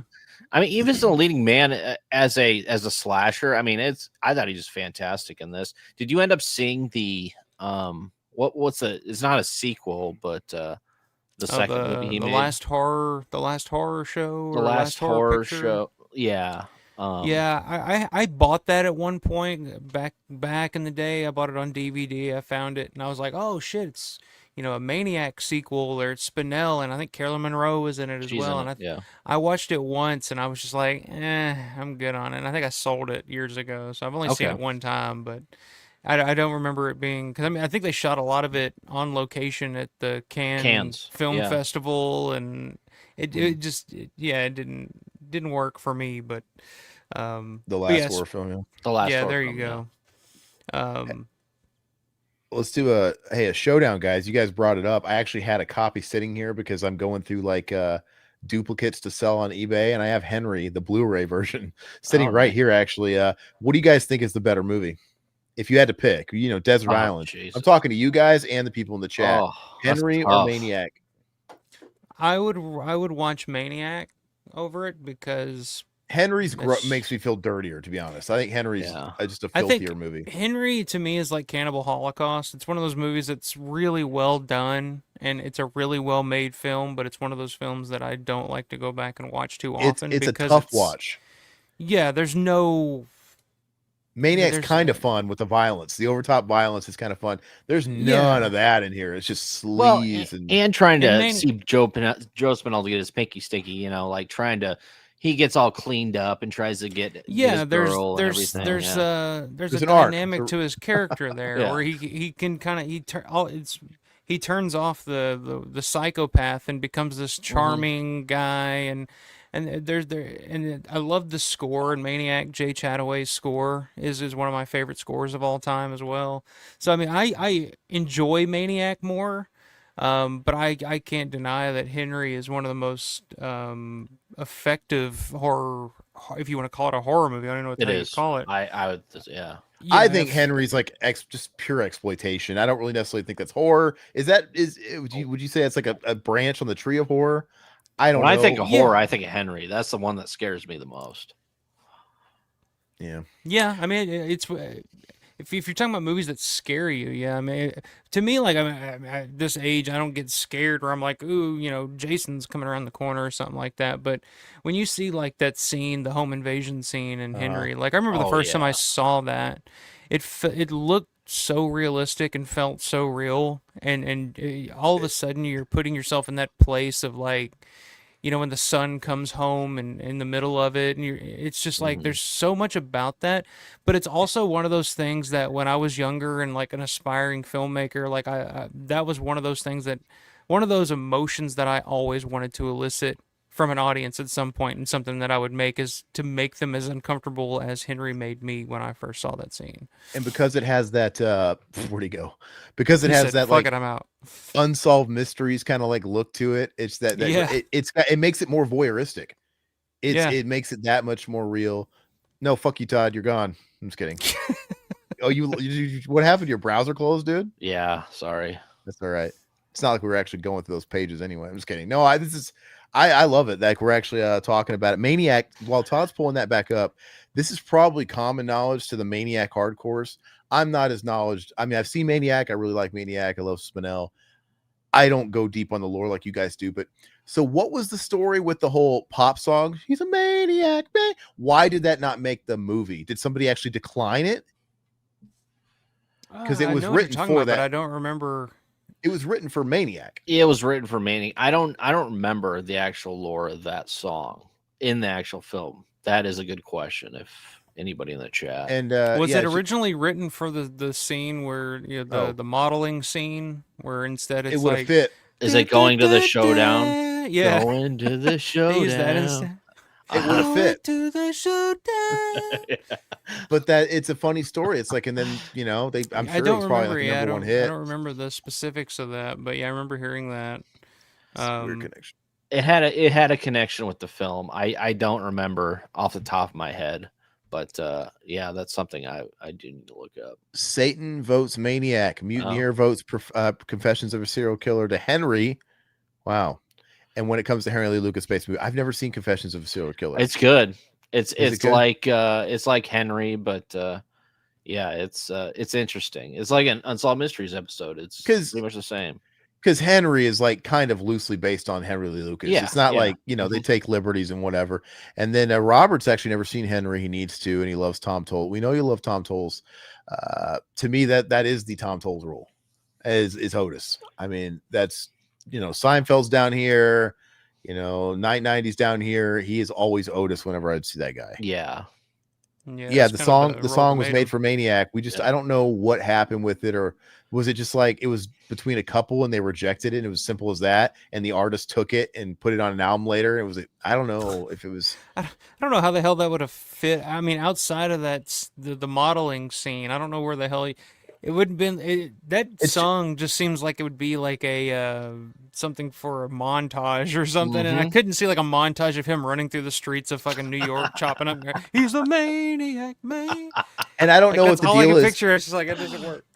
I don't know if it's one of those things where like they didn't have the script. It's like, hey, we're writing this movie called Maniac. You got to tie it in. Okay, well, I got to write a dance hit. How about he's a maniac on the floor, not one that's sexually assaulting people and whatever. I don't know. He's a maniac in the sheets. He's a maniac on the rooftop of your car with a shotgun. That's true. All right, The Curse of Frankenstein, The Dawning of a New Era. Is this one of those things where they continued that later? Or do they really finish the Maniac? I don't know if I don't think they finished it. No, yeah, page continued 48. We were talking about this last time. I'm like, why do they do this? Like, it was popular back in the day where they did. But like today. Back then, you had attention spans. If I'm reading about a movie I like, I can read the whole thing. Like, do they think I'm going to like just abandon it after I get done with that and not? I don't know. This would be applicable for people today, I would think. But whatever, drip feed them. Curse of Frankenstein, The Dawning of a New Era of Fright. We're not huge Hammer guys. I think we can kind of burst through this. Anybody in the chat, let us know what you think of the Curse of Frankenstein, because I do want to get into Hammer stuff. I have gotten into a little bit of it, like Dracula 80 1972. I did enjoy that, but I need to dive more into the Hammer. Yeah, what is it about Hammer horror? Like it's such a specific niche thing for horror fans. Like, I know a lot of my friends are horror fans, but I know like one guy that's into like Hammer horror. Everybody else is just like, yeah, it ain't my thing. Like, what is it about? Like, I've never understood it. I've always thought it was like the GoBots to Universal Horror's Transformers. It's what it always kind of felt like to me. Yeah.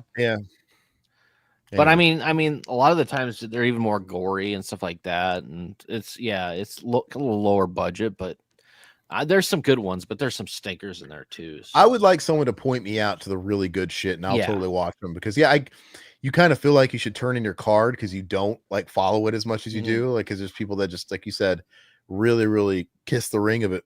But yeah, I would like to check it out. Yeah, bloody and weird. That's the way it seems. Yeah. What do you guys think? Who's the best Dracula? Frank Langella, was he a Hammer Dracula too, or was it just Christopher Lee or whatever? Blackula's your favorite? No. Hey, I remember you bought Blackula at a grocery store one time. Super Saver, yeah. Super Saver grocery store. Shout out. We bought a little chicken, and we bought Blackula, dude. Yeah. And we sat there and we God, this is disgusting. So we bought one little chicken. I think I bought a bottle of barbecue sauce, dude. And we were both like ripping off pieces of the chicken because we ate on plates, dude. And we were just eating this while we were watching Blackula of a rotisserie chicken. Do you think if we were watching Maniac instead, we would have grossed out at Joe Spinell looking at the chicken, that greasy, wet, sweaty chicken in the bag, and Joe Spinell, the chicken in the How does rotisserie chicken keep coming up on this show? I mean, the past like 3 episodes we've talked about rotisserie chicken. I don't know, but you're making me hungry. I'm starving, dude. That's all right. Okay, so tall in imagination. Bob Short, tall in imagination. Oh, you're good. Jim Wynorski. By Jim. Yeah, so he's on the payroll now, yeah, man. he is on the payroll. Good for him. I mean, he might not be on the payroll. He just probably. But so what is this? What is that fucking thing in the right corner? Look at some of these photos. That looks like the Uber man. critter. Like the one that just like that drank the super shredder, like super sauce, and he's like the critter. I mean, he looks freaky, man. He drank the last vial of ooze. That one. I want to see this. Was that Tonka or Razor? I can't remember. That's Toka and Razor. Toka and Razor. There you go. Tonka truck. That was a truck. Tonka truck. I miss Tonka. They still have Tonka. Factor. I don't know, dude. I haven't seen that in a while. And so he wrote another article back to back. His beast is yet to come. Dude, he's full of puns, this Jim Wynorski. Man. I like a punny. All right. Get him paid. Galaxina there. All right, go. What? That thing also looks like something that came out of somebody's ass. Looks like Bad Milo as well.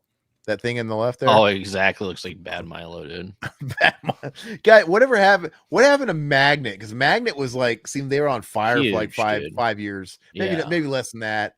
And I know they did movies like Bad Milo and stuff. And it was like 2010, 2011. Yeah. Are they still around? Right when we started, because they were sending us shit to review. They did Hobo the Shotgun. Yeah. Right. Yeah. I just don't know.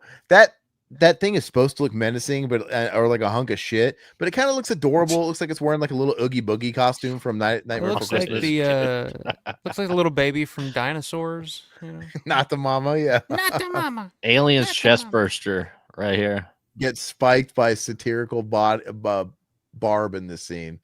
Is this like Spaceballs? Dude. Yeah. Spaceballs. They already lampooned the chest burster. That's funny, dude. Whale sculpting the head mold for the robot Butler Hudson and among the crew of critters created for Starstruck. Okay. All right, here we go. So the Shining's not good enough for the color pages. Hey, come on, really? Let's do this on the left again. Look at these creepy things, dude.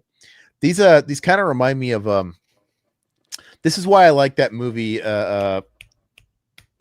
God, I can't spit it out, guys. The Alien movie with Christopher Walken. Todd, you just watched it for the first time. Oh, not Covenant. Covenant? The Companion, or no, it's What,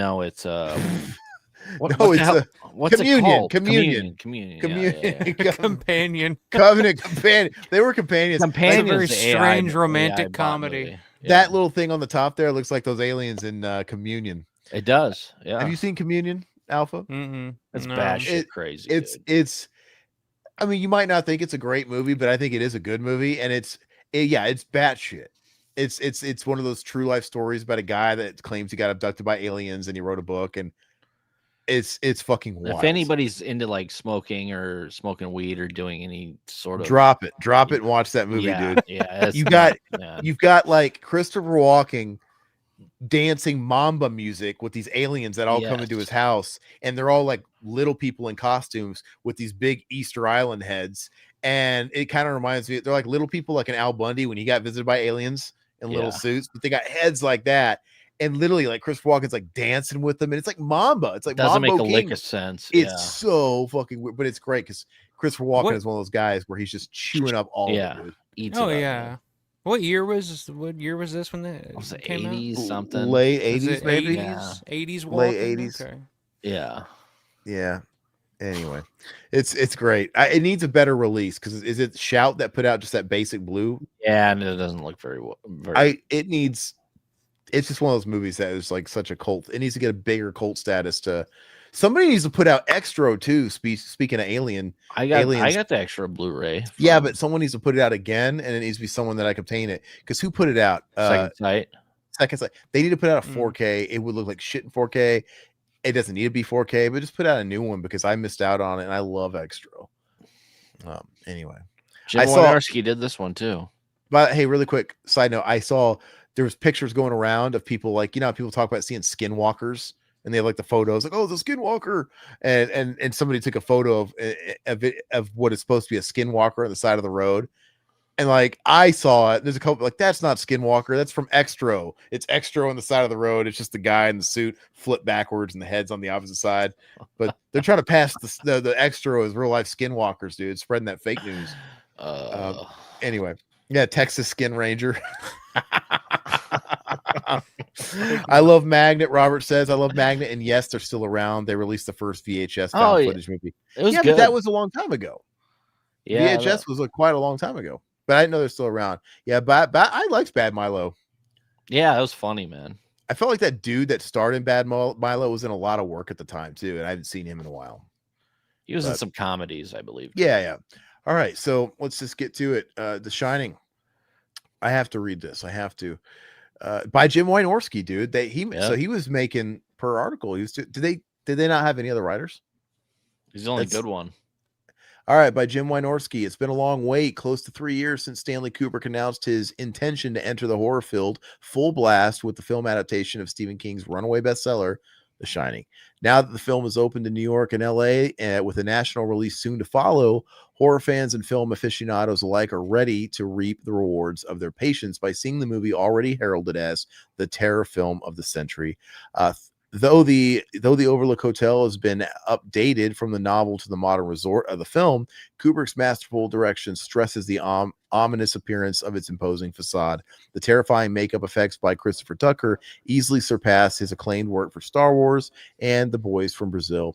Equally praiseworthy is the synthesized score by Wendy Carlos, by the way, who's a transsexual. Isn't that very interesting? Like back then. Yeah, you didn't know that. You know that? No. Yeah.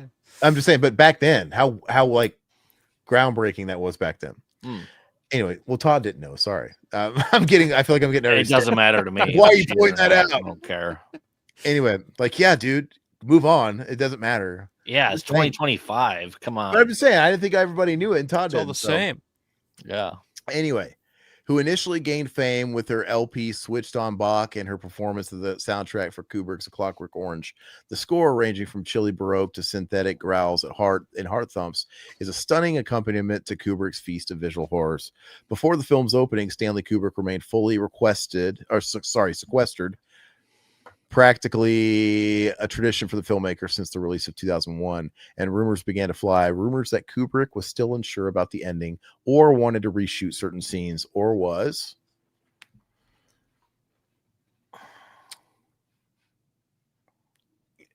zoom in a bit if you don't mind. Okay. Or was otherwise frantically attempted to save a failed film. Part of the reason for this rumor mongering is Kubrick's own penchant for privacy prior to film's opening.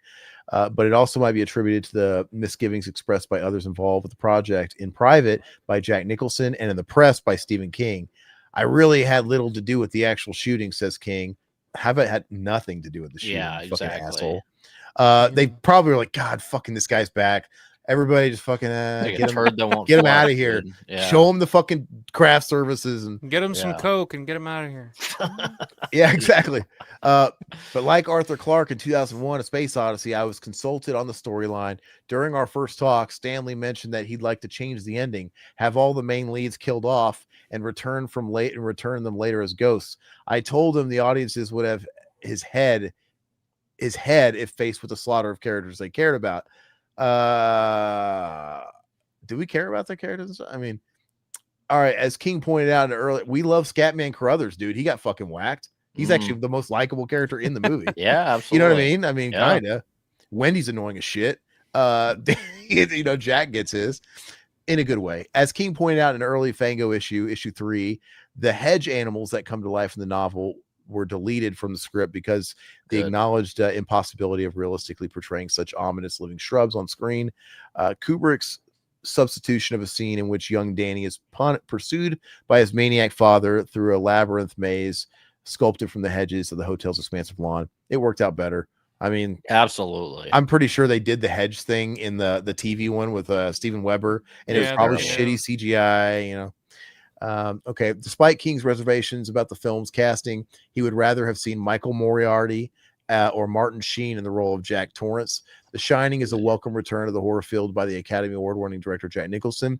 Having begun his career in the low-budget fright films of Roger Corman in the early 60s, Nicholson cut his teeth in roles in such films as Little Shop of Horrors, The Raven, and The Terror. The last shot in a record 3 days, and co-starring macabre film great Boris Karloff.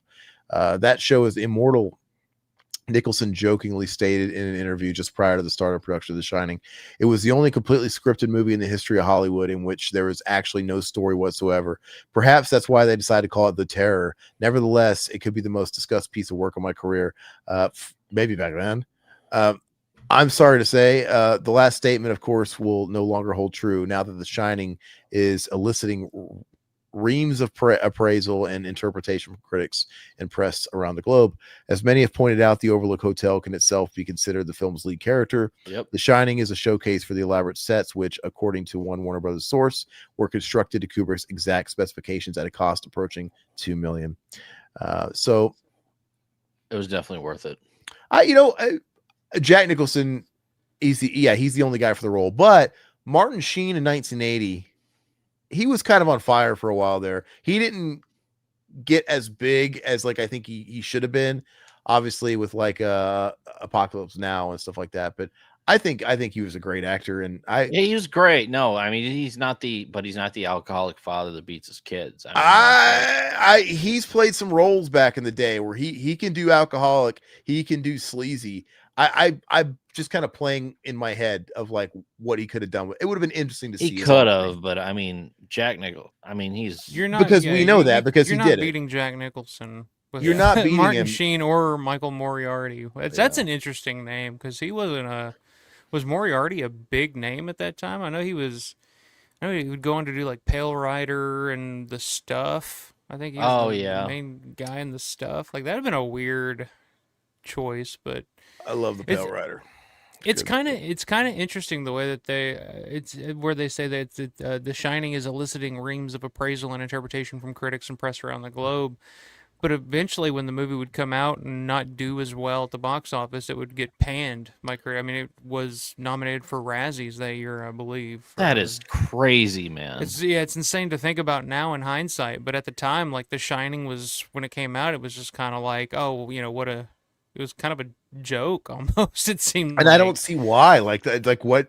There's certain movies in hindsight I could understand why it was interpreted a certain way, but you watch The Shining, what is there to joke about? What is it?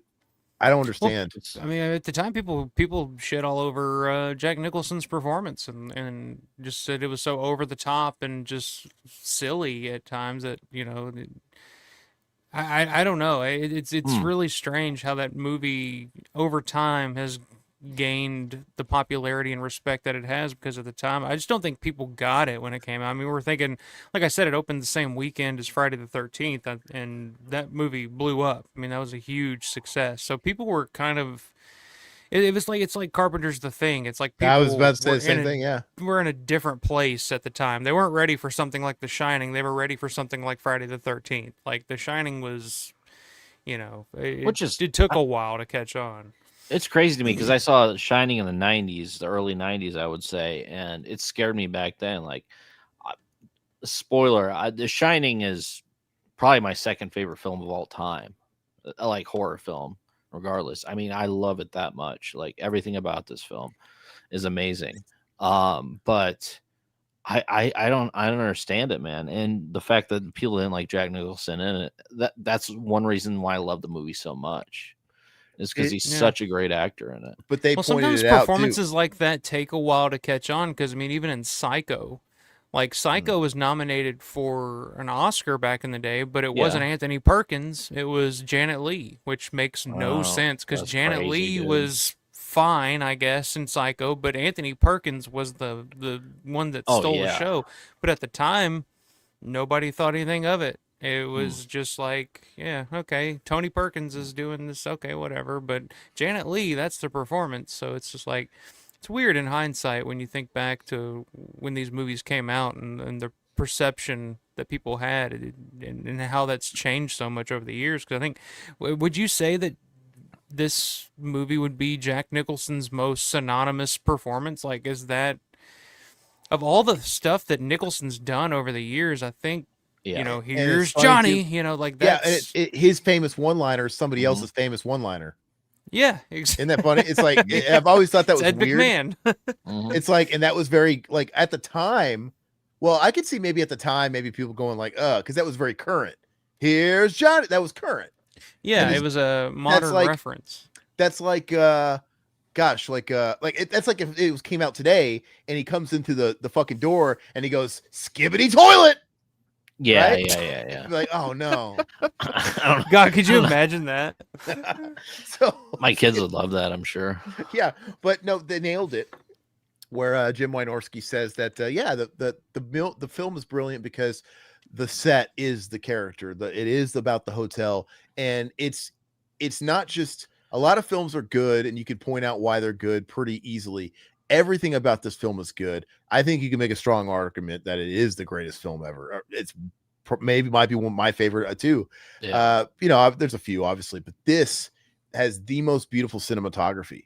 Oh, I even before, when I was a kid, and I don't even know what fucking cinematography is or really the concept of it, why it is.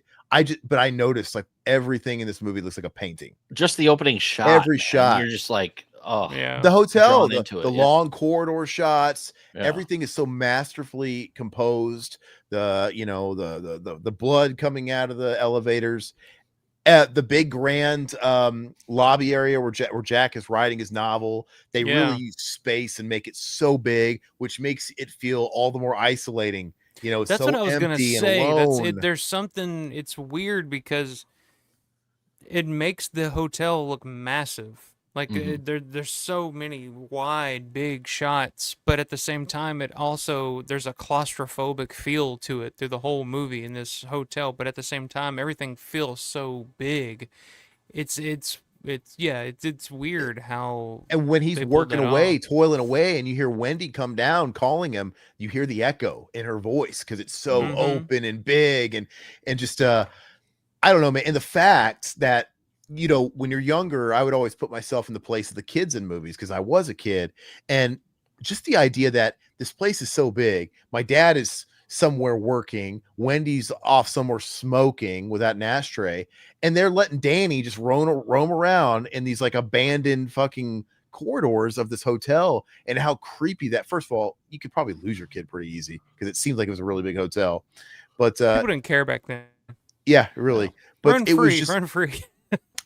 To me, that is always that shot when it's kind of POV, but it's like from behind his head when he's on the little bicycle or whatever, and you're just going along with him. Dude, that is probably the most beautiful, creepiest sequence of all time. When he runs into the fucking girls. And it's all about the sound design too. It's the everything. And then he hits the carpet, and then it's just that muted carpet sound, and then he hits the hardwood and everything. And they really didn't overdo unsettling. You're like, what is going on here?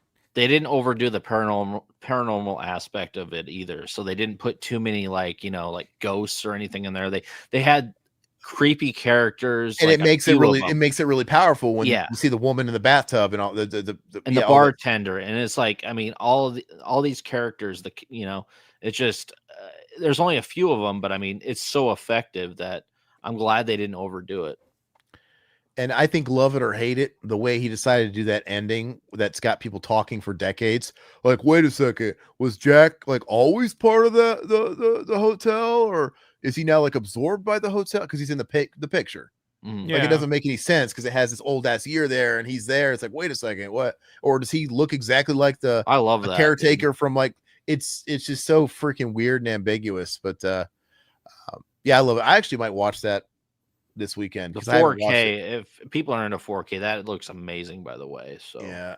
Oh man, I've been talking about it for years. Can I show you my 4K that's damaged that I got? You talk about this shit all the time. I have to. I've never shown it. You know what? He's been talking about this for like 7 or 8 years about how he picked up this 4K steelbook, and I don't think he's a huge steelbook guy anymore, but it's all damaged. And he's like, oh, I can't even look at it on the shelf because it just bums me out. I'm just like, just get the regular version if it bums you out, man. Dude, fun fact, they re-released a new steelbook, the red one. It's shittier. It's not as good with the axe on it. I bought it because I had to have a fucking steelbook.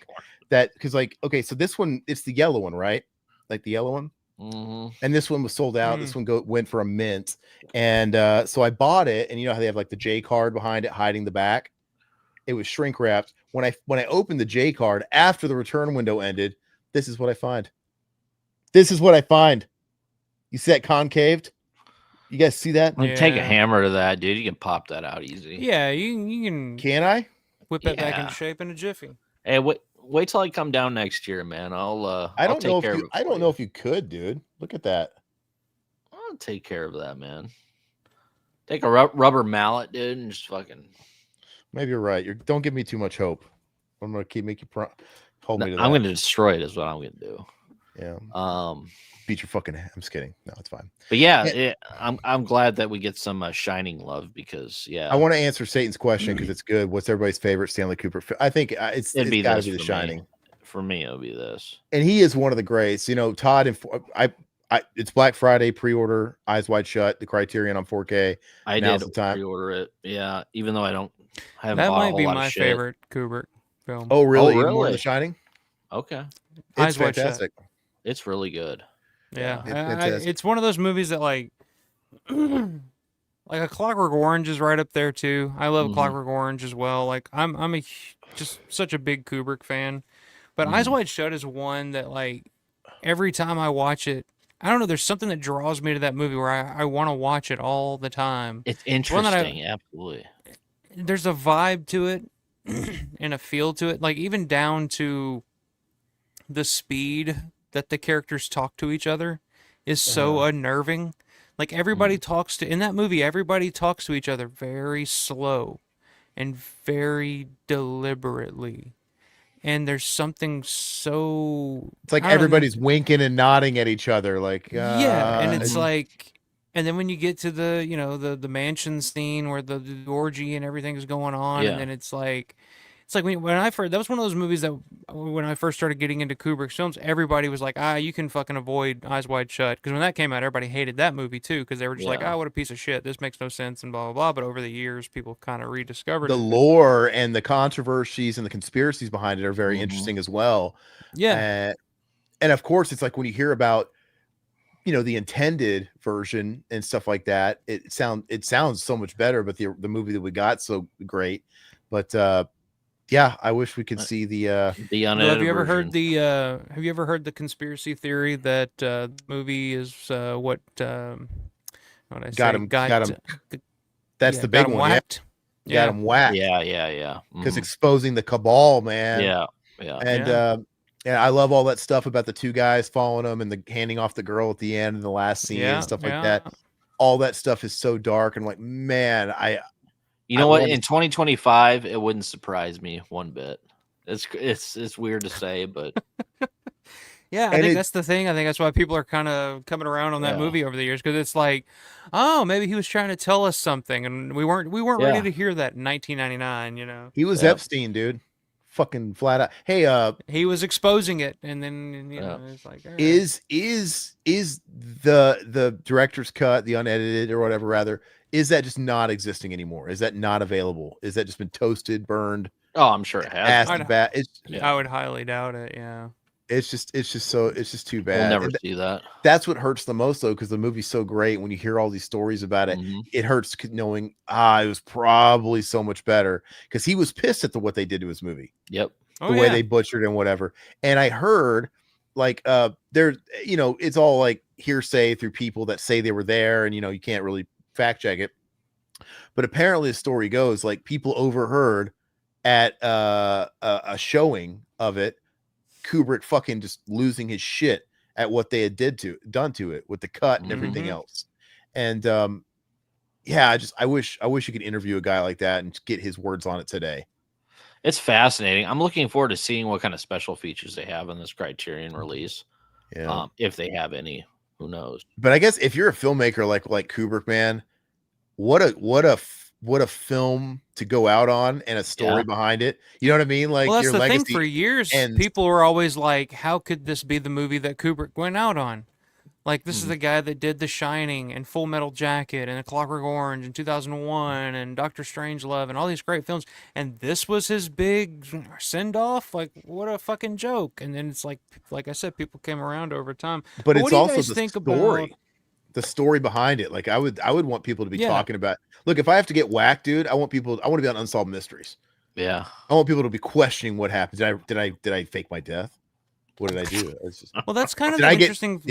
The interesting thing about Kubrick is that, he's been dead for what, 26 years now? Yeah. And it's like over time, it's like the lore and the mystery about him and his films has grown. I mean, bringing it back to The Shining, it's like there's all these conspiracy theories about The Shining now, and about, did he direct the moon landing and shit like that? Yep, like the Apollo, yeah. It's like, do you guys really buy in that he was trying to, stooge off all this stuff and through his films, or is the lore, has that been artificially built in because of all of the stories and stuff that people have talked about? Because Kubrick was a very particular director. It was very specific about everything in his film. Do people take that and kind of run with it and say, oh, he was trying to tell us this by putting that phone on that desk right there instead of over there? Or, it's like people are maybe looking too far into his work now because it's been so long since he's, died. It's the Dark Side of the Moon fucking shit on Wizard of Oz. It's like, exactly. Yeah, some of this shit is on surface level, of course, but then people really, really dig in too deep with it. And for sure. If you ask me on the record, on the podcast, do I believe it? No. But if you ask me off the podcast, yes, I do believe it. So we got some love for... I want to believe it. I want to believe it. I want to think that, like, Kubrick was this, like, massive genius. But then when you hear shit like, oh, he made Scatman Crothers do 200 takes of something on The Shining. It's like, at some point, it's like, okay, what is the point? Like, you don't need to do 200 takes of anything ever, unless you're just a shitty director who has no idea what you want, that you just keep making them do it because you have no idea what you want. Can you imagine the fucking editing nightmare? Kubrick, There's way too many coincidences, though, in Kubrick's filmographies. It's like, I don't know, man. How many times could you, I don't know. I would have taken his job being an editor as long as he was cool with going through all the dailies and handing me exactly the takes he wanted. Like, I'm not fucking doing any of that.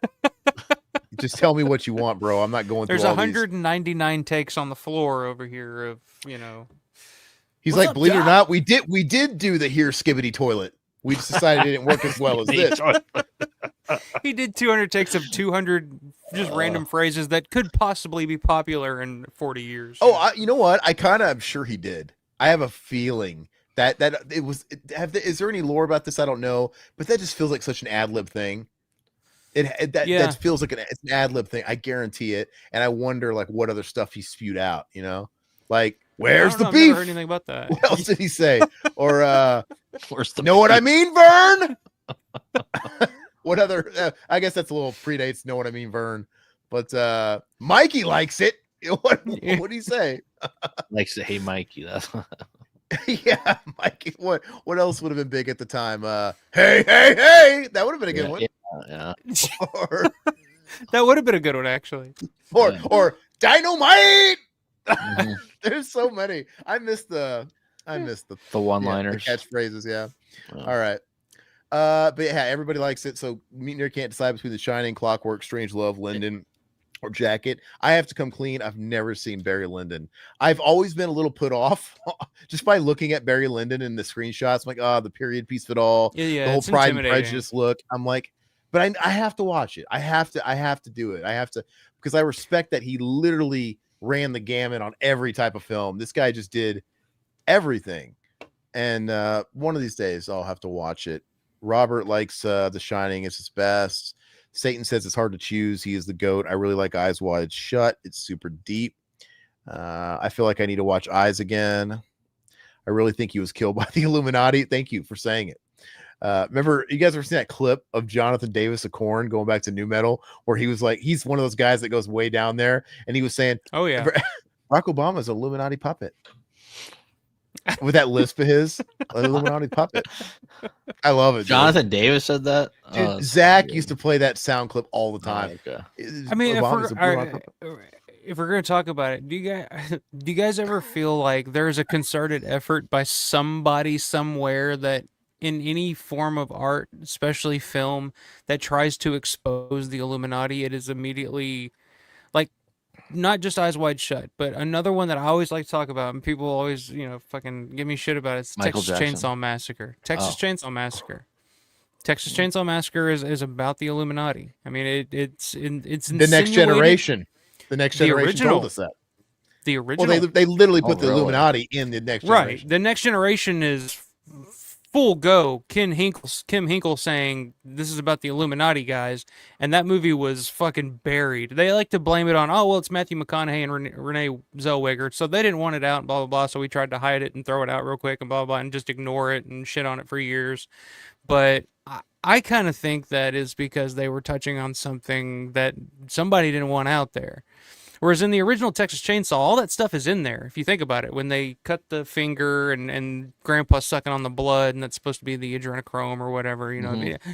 I've been down these rabbit holes before, but it's in there, but it's not in your face like it was in the Next Generation. The Next Generation, it was kind of, I don't know. That movie gets unfairly dismissed, I think, for a lot of, not that it's a great movie or anything, but even when it came out, like it took them 3-4 years for that movie to even come out. When it did, it was just like they snuck it out in the middle of the night. Matthew McConaughey had already done A Time to Kill. It's like, we gotta strike now, and Renee Zellweger was like, Jerry Maguire, like, hey, let's do it.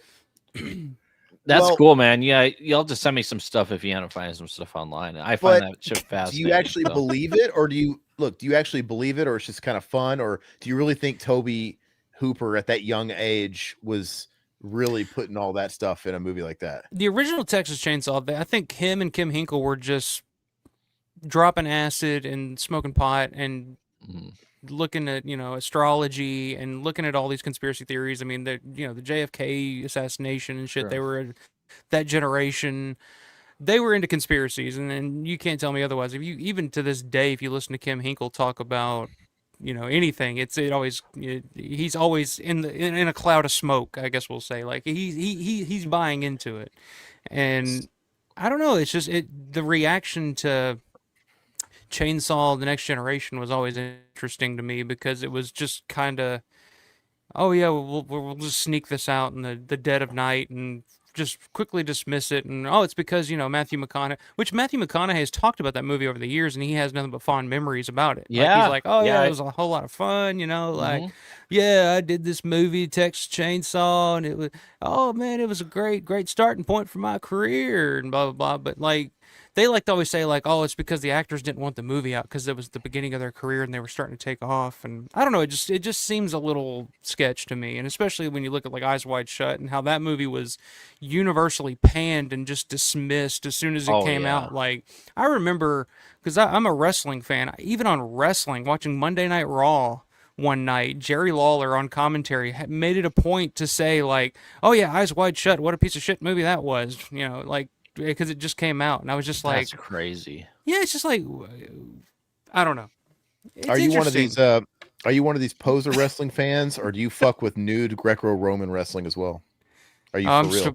If that makes me a real wrestling fan, I'm a poser then for sure. Are you for real? Yeah, I'm a poser. Hey, so how long before they make a movie about our modern day JFK Epstein? And by the way, how does it work when the person that you're making the movie off of is dead and you can't you can't option the rights to, you know what I mean? Because usually you have to get the rights. Like, how does it work with guys like that, where it's like, I don't think he has any family. Not that they've ever. I know he has a brother, the guy that said Bubba Clinton, he sucked dick. Do you get it from that guy?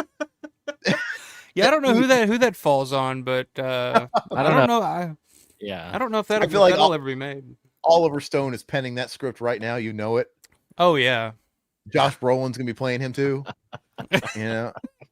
All right. I just watched JFK the other day. Oliver Stone's JFK. I was never a big fan of it, but that's just my opinion. I don't know. Well, it's one of those movies. It's like it's not as much of a movie as Oliver Stone's laying out of his theory, basically. But I love all the actors and the performances, and I think Kevin Bacon in that movie it's one of his best performances I've ever seen. Is the fucking gay prostitute or whatever. Kevin Bacon better than the diddler in Sleepers. I want a blowjob. Remember, he's like the That's guard. a good one too. Yeah, what do you want? A, good one too. A blow. That freaks me out as a fucking. But I will say, dude. Kevin Bacon's Southern accent in JFK is 10 times better than his Louisiana accent or whatever he was doing in Maxine. Like that was. Oh, dude, he was terrible. We don't talk about Maxine around here. Yeah. Satan, I really think he was killed by the Illuminati for making that movie. Hell yeah, buddy. Hell yeah, brother. Nightshade, Dr. Strangelove, and The Shining are probably my favorite Kubricks. Still need to see a couple of the early ones like The Killing. Yeah. VHS brought The Shing back.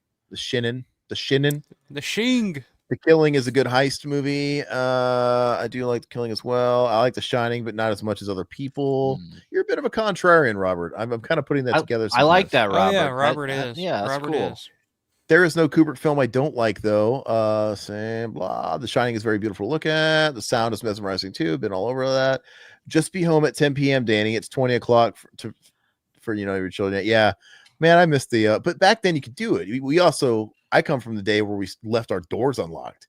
Well, that's long gone. Now everybody's got ring cameras. We stayed home at age 5, dude, by ourselves, dude. Like latchkey kids. Yeah. Yeah. What's funny is that Kubrick actually took out more goofy stuff from the book, like the hedge animals. King dodged a bullet and then jumped right back in front of it with his miniseries. Yeah, and the miniseries, dude, Cortland Mead as that kid. Ugh. I mean, it was just really annoying. Cortland Mead. He also was the son in Hellraiser Bloodlines. So I kind of fuck with him. That's a good movie. I like him. I like he was also in The Little Rascals. Yeah. Right. Mm-hmm. I think it's really weird that I said I fuck with a kid. I don't want to say that. I fuck with that kid. No, that's fucking terrible. I'm gonna edit that out. But I love Hellraiser Bloodlines. He's a terrible actor. Daddy, he's like really bad. It's not good in that. Let's see here. Satan, it's really cult like a picture of people that Marla. Okay, more I can't talk about that. I think he was just worried about his daughter being sucked into science. I can't talk about that. Yeah. We're gonna get canceled by the Scientologists. We're gonna get canceled by everybody. We're Illuminati. I will never be back, guys. I will never be invited back. That's fine. We're never going to get it. There's a lot of revival show. So like he goes to the main Scientology actor to try and get inside this thing. Oh, that's a cool theory. Like he tries to get that. Yeah. Okay. Yeah. Tom Cruise sucks. I love Tom. And except when he doesn't, but you know what I mean. A part of me thinks he did the moon landing. That's a fun one too. I mean, people look too much into it. Look, Roman Polanski made The Ninth Gate around the same time, and it also features weird rich people having orgies. I like The Ninth Gate. I look, Roman Polanski is a. I watched Ninth Gate before when it was new, and I really didn't know the history of Roman Polanski. I didn't know about all that shit till I got a little older. So yeah, maybe if I would have knew about that before I went into his movies, maybe it would have been like a Victor Salva type of thing, because I've never seen a Victor Salva movie and I just won't. But this was kind of already baked in. But I always kind of liked The Ninth Gate, man. Did you guys see that? I don't think I ever saw that. I'm not. I'm. It's like you said, Victor Salva. Like any Roman Polanski to me, I'm just kind of turned off too. Like I haven't watched. Even Rosemary's Baby, and I know he's a great filmmaker and all, but I just can't. I just can't get past. And I haven't watched it since. I watched this back in the day. But if I can remove myself from that, like I was at the time, it was a weird, fucked up, trippy movie. Very slow burn. Very weird. Kind of, dare I say, Kubrick-esque. It's not unlike something he would have done. But yeah, of course I learned about all that stuff. And if that party, go ahead. If we're talking about rich people having orgies, I mean, maybe talk about Brian Usna and Society did it first, Yeah. Maybe Society's a good movie. He was onto it first. Yeah. And you know what? If that party at Jack Nicholson's house happened today, Jack Nicholson would have been canceled by association, because all that stuff that Polanski did happened at Because why were these kids at this party? You know what I mean? Like, clearly this was back in the day where, you know, and I get it. It was like the daughter of somebody that worked or whatever on a set or whatever. But clearly, why are there like 13-year-old girls at these? Because why did Jimmy Page party with 13-year-old girls and have 13-year-old? You know what I mean? It's just like, yeah, I mean, there's a lot of that going on. I mean, of course, you know, Ted Nugent and Steven Tyler, and, you know, it was, you know, let's say, happened, but... did they work together to reveal the secret? No, I wasn't. It sounded like the way you said that. You had a disappointing tone. I wasn't condoning it. I was just saying, if it happened today, Jack Nicholson would have been guilty by association. Oh, yeah, I think back then you weren't necessarily guilty by association because it was around. It was just around. Because it's like, well, we can't cancel him because we all do it type of thing. Who's going to cancel him? Yeah, you know. But anyway, let's see. Did they work together to reveal the secrets? Nah, it's just movies. Barry Lyndon is so good. Well, if the devil himself is saying it's good, maybe I should stop being scared of it. I'll watch it. I'll put it on the list. Never thought about the Texas Chainsaw. Does not surprise me that their agents did not want Texas to come out. I don't know, man. If I was like the Illuminati, I'd be like, fucking, you can release it, dude. The fucking Next Generation is not going to do shit because that movie's so fucking confusing when they just show up out of nowhere. It's like, all right, whatever. Yeah, that's not the one to go to bat for. JFK is well-made fever dream and nonsense. Ninth Gate's good. Society, that ending, wow. And I don't think Jack was home. That would have been my story as well. I wasn't home at my own party. I was out for groceries, guys.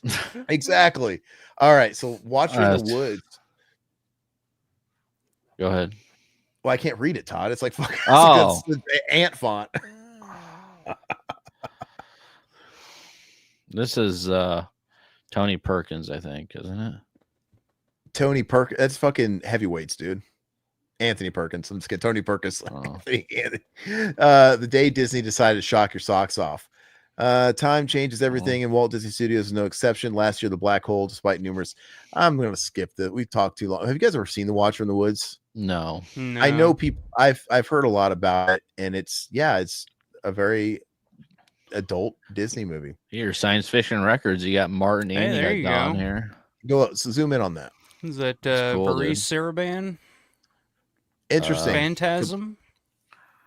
Yeah, that's all Varese Saraban. Dawn of the Dead, yeah. Mysterious music from Goblin. Oh, that's cool. Haunting music from Donald Rubinstein. That musician Goblin. Oh, yeah. I still love this Goblin guy from France or whatever they said. I don't know what they said. German movie, Suspiria? All right, let's go ahead and move on. What am I looking at? $8. $8 record. It should cost you $100 today. Yeah. Is that Dave Mustaine, dude? The Chronicles of Kronos? Zoom in on that guy. Jerry He'll claim that it was. Too. No, yeah, I can see a little bit of that schnoz. Yeah, it's a little Jerry. Yeah, a little bit of Jerry Cantrell. Yeah. Hell yeah. I don't know. Kronos, Clemens and Munro on the neglected Vampire Hammer Hunter. Swashbuckler, Captain Kronos, Vampire Hunter. All right. Let's go ahead. Todd's like, I gotta get this shit done. All right, go up. Yeah, I don't want to watch Kronos, dude. What's that? What? That was probably to order back issues, huh? Yeah, it was the back issues we went through. Okay. That's exactly what I look like right now reading this digital magazine. Vincent Price, The Corman Years. Were you a Vincent Price guy, Alpha? I like Vincent Price. I'm not like obsessed or anything, but I've always... because it's relevant and because we talk about him with you often now. Who do you think would win in a sass fight, Vincent Price or Paul Lynde? Oh my God, Paul Lynde for sure. No, what was the deal with Vincent? What was the deal with Vincent Price? He was a little fancy, right? Yeah, he probably had a little sugar in his gas tank. Yeah, that's what I think. But oh, behave, Paul. I can't do his voice, dude. Okay, all right. Go ahead, move forward. Oh my goodness! Not that there's anything wrong with that. No, he's like, no, I love you on the center square. Oh, yeah. Oh, I always forget. Like Vincent Price played Egghead too. Wasn't Paul Lynde? Didn't he show up on the Batman 60 show too? He was like everywhere. They probably. I'm telling you, man, the '70s was very gay friendly. I mean, you had Paul Lynde, you had Charles Nelson Riley. I mean, they were probably on the same episode the same day, and they both probably used the restroom between takes, and they probably accidentally crossed streams and then sword fought a little bit. It's fine. I'd party with Paul Lynde, not like that kind of party, but I would. I would love to, hear a anecdote or two, share a story or two. I'd share a bathroom with Paul Lynde. You and Stephen Jeffries. I mean, come on. Oh, I would follow up on that toilet seat. I wouldn't be scared back then. I'll sit on his toilet seat all day long. Okay, a funny, real quick Mork and Mindy, dude. A funny thing. So we had an interview yesterday, Alpha, and he was telling the guy that we were interviewing that Zach, our old partner in crime on the podcast. Are you talking about Cody Leach? Yeah. We're talking about Cody Leach? Yeah, we had an interview with Cody Leach, and Aaron was telling him that we did a podcast, or our former podcast host did a podcast on Stephen Jeffries' porno.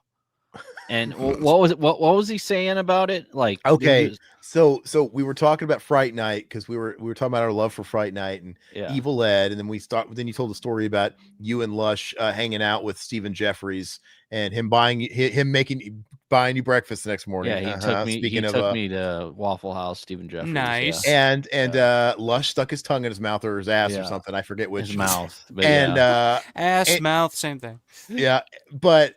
And then I started telling the stories like the guy we used to do the podcast with, Zach, not on our channel, and I would have never done it, but on his separate channel, him and his cousin, Mac, Mac's hilarious. They were doing commentaries of Stephen Jeffries' G porn, and they were ranking his cum shots. Like, God, that was a pathetic cum. That was a pathetic. It's like, Zach's exact words were, "It was disappointing. That was disappointing. It was like a 2 out of 10. It's like a dribble." Like, it's just like, God, and they're sitting there watching. Like, obviously they don't see the video, but and I don't know. Aaron was telling Cody Leach about this. It's like, this guy's never going to talk to us. Like, I have no filter. I have no filter. I had to liven things up, dude. And I'll never forget when what were they saying? Oh, I don't remember the context, but Mac and Zach. Were they ranking like consistency, like thickness, or like a little too like watery? A wine connoisseur? Was he like, yeah. What's the palate like? Oh, this guy ate asparagus. Oh my God, this dude. guy. Too much red meat. A little bit of a yellow tinge to it, and that's not. He's like, house guest, seductive. He's like cupping the balls, seductive. With Stephen Jeffries as stand-up, he is such a nice guy. I love Stephen Jeffries. There was a really funny thing though, because they kept talking about this gay porn. I don't know what their deal is with that stuff, but anyway, they always would niche market. That's how you got to make it YouTube. That's right. But they would always quote this guy.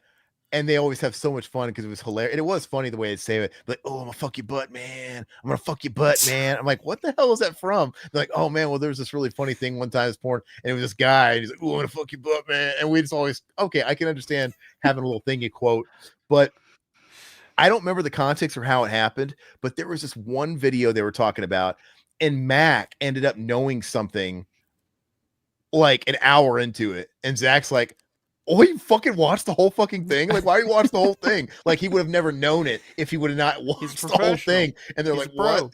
He was really, really doing the work. Sorry I brought it up. You know what phrase nobody ever says, and I don't think anybody has ever said in the history of the world? What? I want to make love to you in the ass. I don't think anybody's ever said that.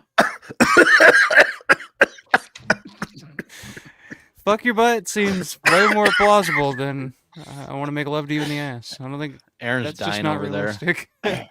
That's a clip, Todd. That's a clip. It's true. I don't know. Nobody's ever said that. I guarantee it. Except you did. Penned. Well. It's on your tombstone.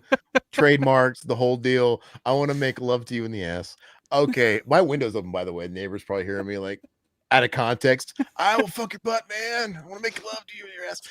Okay, Starlog. Yeah, let's continue on. This is all the same stuff. Sorry, guys. Oh, I'm not. It's hilarious. No. Cody Leach, I don't trust him on movie suggestions. Cody, let me tell you, Cody Leach is a really cool dude. You guys are gonna real love nice that. guy. You're gonna love the chat. The chat was great. As Todd said, I had to make it go off the rails a little bit a few times. But yeah, I even told him I don't agree with a lot of his stuff, but I mean I find him entertaining. So he keeps it pretty mainstream and broad, but that's how he is where he is, you know. But really, really nice guy. Like I said, hopefully he wants to talk to me again. Then he'll be able to suck his way through the entire town. Whoa. Speaking out of context. Whoa. Sorry. Let's go. Okay, this is all this. I think we're getting towards the end, right? There's always like it's going to continue Maniac, I'm sure, at the end. They always kind of go through all this stuff. And here's the Rocky 2 celebrity poster here. Oh, that's cool. Yeah, they have these. Yeah, they pimp this stuff on every episode. $1.50. Yeah, some stuff in here is like free if you just pay postage. Well, free back then. Let's see here. Yeah, the Maniac continues. I knew it. I already know their format. Oh, there you go. Killing. Paying homage. Yeah, I'm just gonna skim it. What's this? How to lose your appetite. I'll read this. Can you zoom in a little bit? Yeah. They're probably gonna talk about the head burst. For her part, Carolyn Munro's experience with explicit violence in her two Hammer films, Dracula AD 1972 and Captain Kronos Vampire Hunter, was still insufficient preparation for watching Savini at work, an opportunity she had when she visited the set to have dinner with the cast and crew.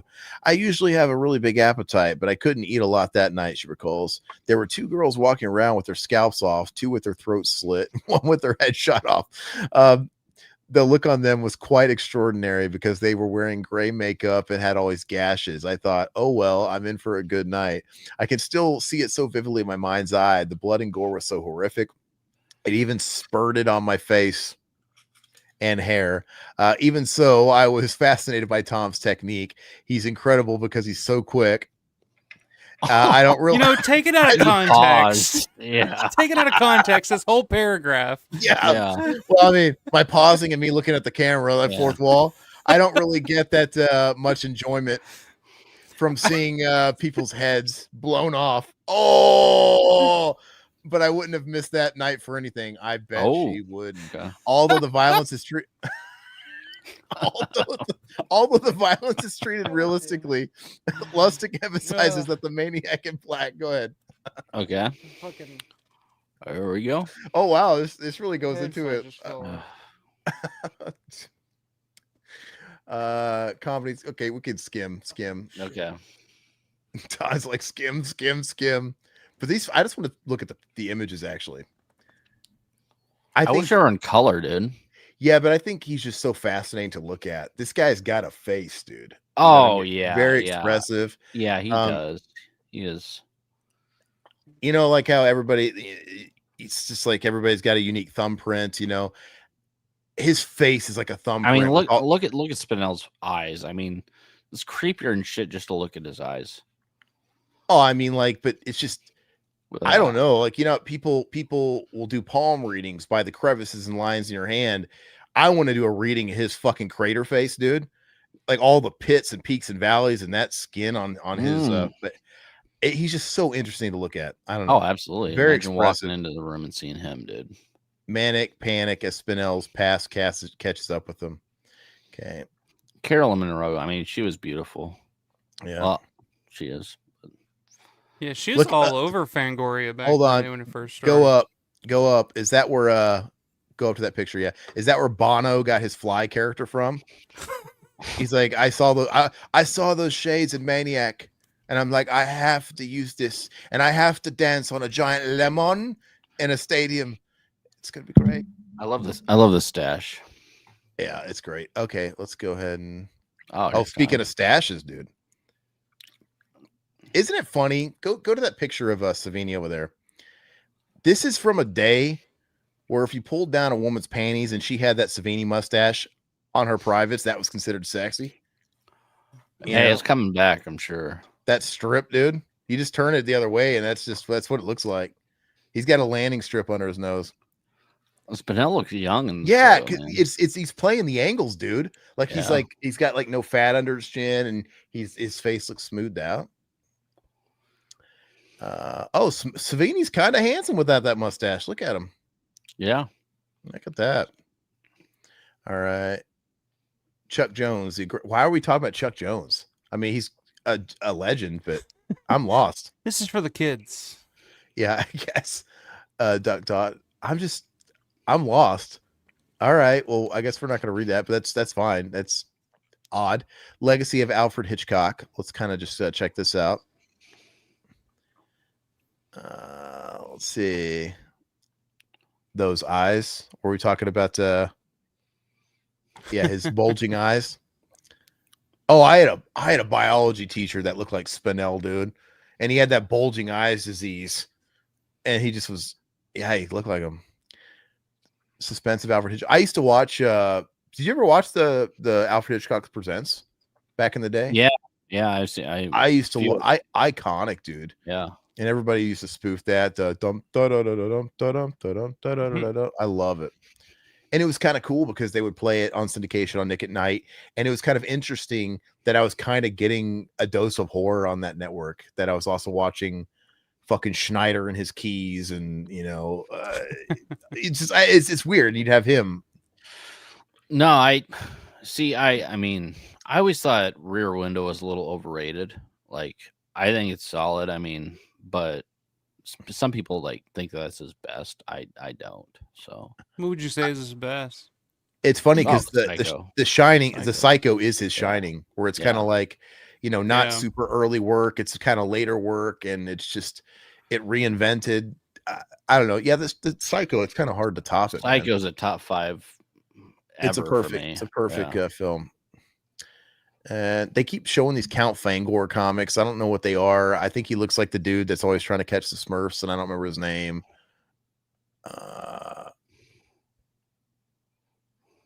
Yeah, I don't have any interest in you, Count Fangor. Monster Invasion. There's the movie I wish I loved, but I don't. I could see Michael Ironside. I need to go back. I haven't seen Scanners Man, I think in a while. that's dude, that's my feeling exactly. Like every time I want to love it. I own it. I have the Criterion, and I'll put it on sometimes, and the first 15 to 20 minutes. Boring. The first 15, 20 minutes, I'm like, okay, I can get into this. But as soon as the fucking dude wakes up and then they kind of gets into the story of what's going on, it's just like, yeah, it gets very tedious to get through. I don't know. Slog, and I hate it because the concept is so cool. Yeah. I just wish. Yeah. Hey, this is cool. So this is upcoming movie stuff. I want to check out these tidbits because there's a couple of my favorites there. Go ahead and zoom up, zoom in. And Michael Ironside's fantastic. He's great in it. Yeah. He never really left cult actor status, like a John Saxon type or something, but I think he should have been even bigger. Scanners, the new David Cronenberg film, is now set for release January 31st, 1981. The completed film boasts makeup effects by Chris Wallace. Interviewed this issue, page 17, and explosive effects by Gary Zeller, who handled similar chores for Dawn of the Dead. Plot details are largely under wraps. Spoiler alert, it'll bore you.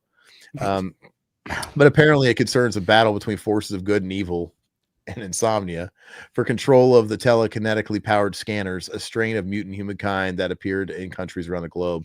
Patrick McGoohan. I love McGoohan. That sounds like what Stephen Jeffries does as his finishing move. The McGoohan. Dr. Ruth, the leader of the forces for good. Shouldn't have brought it up. Halloween 2, I love it. Erin Yablin tells us that Jamie Lee Curtis will again appear as Laurie, victimized schoolgirl, and Donald Pleasance as Loomis, the boogeyman hunter. In the sequel to Yobland's productions of Halloween, again, the action is set on Halloween night, but now Laurie resides in a high-security, luxury, high-rise apartment complex. Oh, this is the old script. Oh, that's interesting. No director has yet been announced. Wow.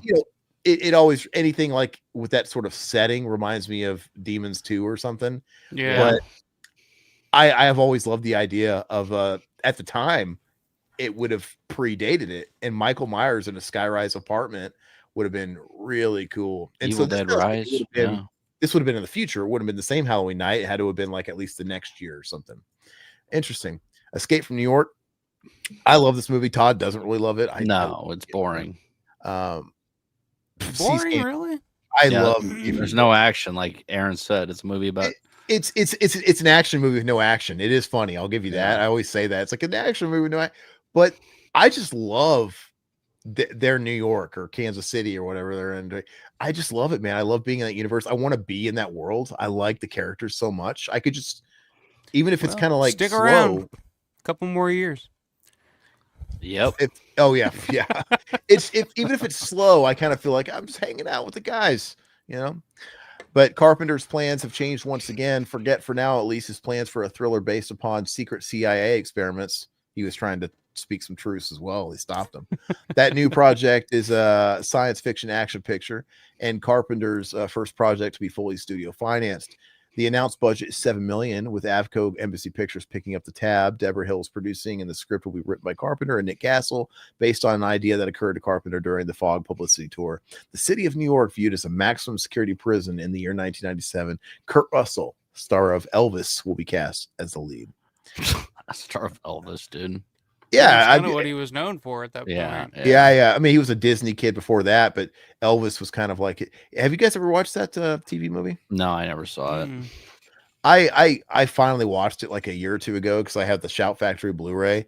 I think at the time it was probably really great because it was at the time the most comprehensive biopic Elvis had ever had up to that point, because he hadn't been dead very long.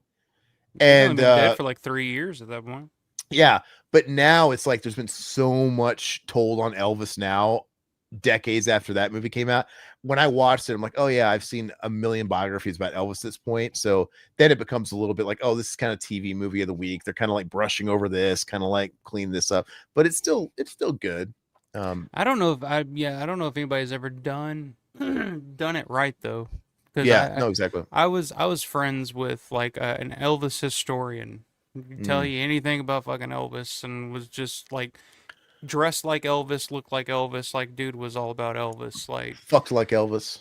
Yeah, I mean, I don't, I never was there for that, but I want a banana and peanut butter on my balls. Yeah, just like those, like there's stories of like where Elvis would wake up in the middle of the night and demand that his private jet be flown to Denver so they could get a specific type of French bread to make a specific type of fucking sandwich that he wanted, and That's his crazy. people would just, they'd have to. Did they not know about the ozone layer back then? Like what? It's fucking Elvis. If Elvis could do anything and that he wanted back in the day. I mean, he was including underage girls. Yeah, who cares? Bombshell. That's a clip. Nobody cared back then. No, I'm just saying nobody cared back then because it was Elvis. He could get away with murder if he wanted. Yeah. It's funny. Fuck That's the not ozone where the clip's layer. gonna end. It's gonna end right. It's gonna be clipped with that, and then it's gonna cut to me saying, "I want to make love to you in the ass." It's like, okay. And then I'm gonna do the slow motion thing. Love you in the Don't ass. worry, Alpha. I won't remember any of these by tomorrow. I won't either. I did that shit to Todd too. Spoiler alert. I love it. I always like to throw in an Easter egg if Todd says something I find hilarious. In the middle of that Cody Leach chat, he says, "Man, it was so packed. I had to sit in my buddy's lap," and I do that. I zoom in. I had to sit in my buddy's lap, and you like lick your lips. I catch this stuff in the editing, and I'm like, I have to take advantage. All right. Okay. Go ahead and move forward. Anyway, that I noticed that aliens arrive on Earth. Mention the Luigi Cozy. Oh, again, yeah, there bringing is. it full circle. There you go. That doesn't exactly sound like an Italian movie, but I guess I've never seen it, never heard of it. I haven't either. Scanners is overrated, says Satan. Robert says, I love Rear Window. You only love it because Todd said he didn't like it. See, I'm on to you and how you work. I like Rear Window too. No, that's one I really like. I don't think I've seen a Hitchcock movie I didn't like. Shivers is overrated. I'm not a huge fan of Shivers either, but I give him a little bit of it's his first movie. It definitely feels like a first film, but I don't love Shivers either. And then Rabid is only marginally better. I'm still not a huge Rabid fan, but I like Rabid. I know Alpha likes Shivers. I like Rabid. Rabid's a step up. It's in the right direction, but then like he went full bore with like Brood. It's like, oh fuck, I love the Brood. It's this guy came to play. Yeah, and he's like, oh, if you think this shit's good, check out my next Boar Fest. Scanners. Shivers to me, like, it just feels, I don't know. I think it's because it feels like a low budget Romero film from the time. It feels like The Crazies to me. And there are aspects of the Shivers, like certain effects in that movie that I still can't figure out how they did. Like for such a low budget film, like the scene where the dude's laying in the bed and all of a sudden there's shit's poking up through his chest and through his stomach. It's like I still can't figure. It's impressive that they were able to figure out that how to do that at that time with such such a low budget for Canadian financed film at the time. But I don't know. I just love the vibe of Shivers. It has such a and the, like you said, the high rise thing where it all takes place in this one apartment building. It does such a great job in the first 5 minutes setting the scene of where this whole movie's going to take place and letting you know all the different locations that you're going to see throughout the movie. I don't know. I've always liked Shivers a lot, and I love Lynn Lowry. I'll watch anything. With Lowry yeah, she's sweetheart. Yeah. Satan says it's a masterpiece compared to Scanners, though. Say that's a scary thought. Maybe I won't blind buy Scanners. Oh, so you've never seen Scanners? I mean, check it out for yourself. At least watch the iconic headburst scene that everybody is clipped on YouTube. Which it is. I mean, it's great, but yeah. No, definitely not. I can't think of one Elvis Presley song I like. I've always hated his voice personally. Okay, so you're one of those guys. I'm with Robert. No. It's like these people that say, "Oh, I fucking hate the Beatles." Like, really? I don't hate one Beatles song you like. I'm not. There's not one Elvis song you like. I'm sure there is, but off the top of my head, no. I grew up in the ghetto. I resonated with this stuff. I felt that. I felt it. My grandmother, God, she's still alive, but she's my dad's mom, terrible woman, physically abusive, emotionally abusive, all the works. She had she was obsessed with two things. Elvis, number one. No, three. Elvis, big time, number one.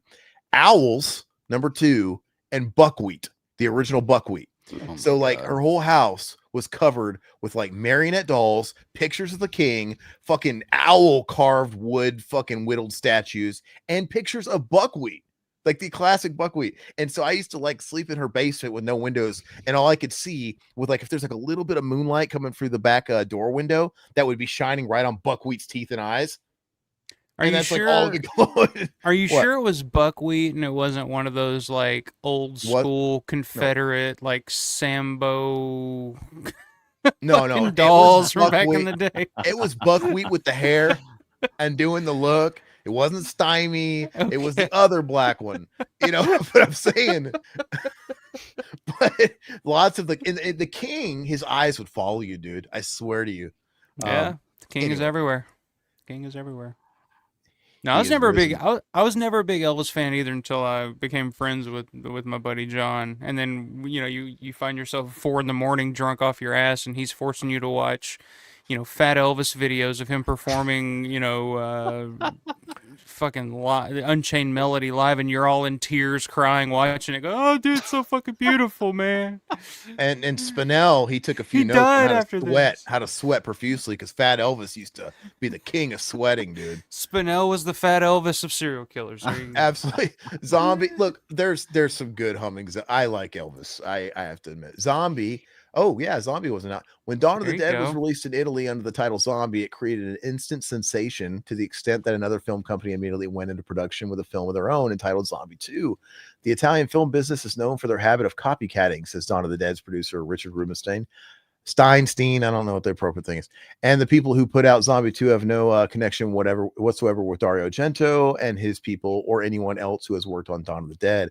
Nevertheless, Zombie 2, retitled Zombie for American release, promises to be gut-wrenching tale of the living dead in its own right. Watch it for the late summer. Admittedly, this is a movie that I was late to the party on. I didn't watch Zombie for the first time until a handful of years ago. Todd's been talking about it his whole life. It's great. It's one of the best zombie movies out there. Yeah, I really love it. Yeah. Conan and Rat Boy sounds interesting, but we'll pass it. Caveman, Inferno. Oh yeah, I don't care for Inferno. I don't either. I love Argento, but Inferno is one that like there are aspects of it that I really enjoy, and I really like the opening 20 minutes or so is fantastic. Yeah, I agree. It's cool. Yeah. But yeah, it kind of lags and it's confusing, and yeah, it's not one of my favorites for sure. As part of the trilogy too, it's like, no, Suspiria is on its own island. It to me is Suspiria's perfection, and just but billing this as part of that trilogy, it's like, no, it set the bar too high for me when I went into it. I'm like, I just not done with this. Mama Dracula sounds hot.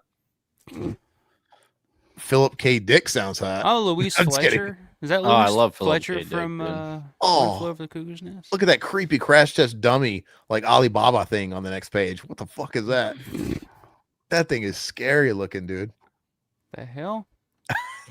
That's really creepy, dude. I was gonna say that's the scariest thing we've seen in this magazine. Mike Lindell, then are those like glow on Mike the eyes? Lindell. My pillow. Like the white people so scary. Oh, that's actually a costume. This is where people. Oh, hey, really quick, Philip K. Dick. What are they saying about him? The work of the most wildly imaginative modern science fiction writers is headed for the screen. If reports to be true, Dan O'Bannon, screenwriter for Alien and the upcoming zombie film Dead and Buried, is at work on Claws, based on the Dick short story Second Variety for Capitol Films. Ridley Scott, Alien director, is also developing a Dick property. A Dick property. That's funny. The novel Do Androids Dream of Electric Sheep? Oh, there you go. But he obviously didn't do that. Oh, wait, no, yeah, he did. That's Blade Runner. I was mixing up We'll Sell to You Wholesale, right though. Yeah, Blade Runner. That's another film that I wish I loved more. Which Philip K. Dick is probably the only author I even read to this day. I mean, he's fantastic.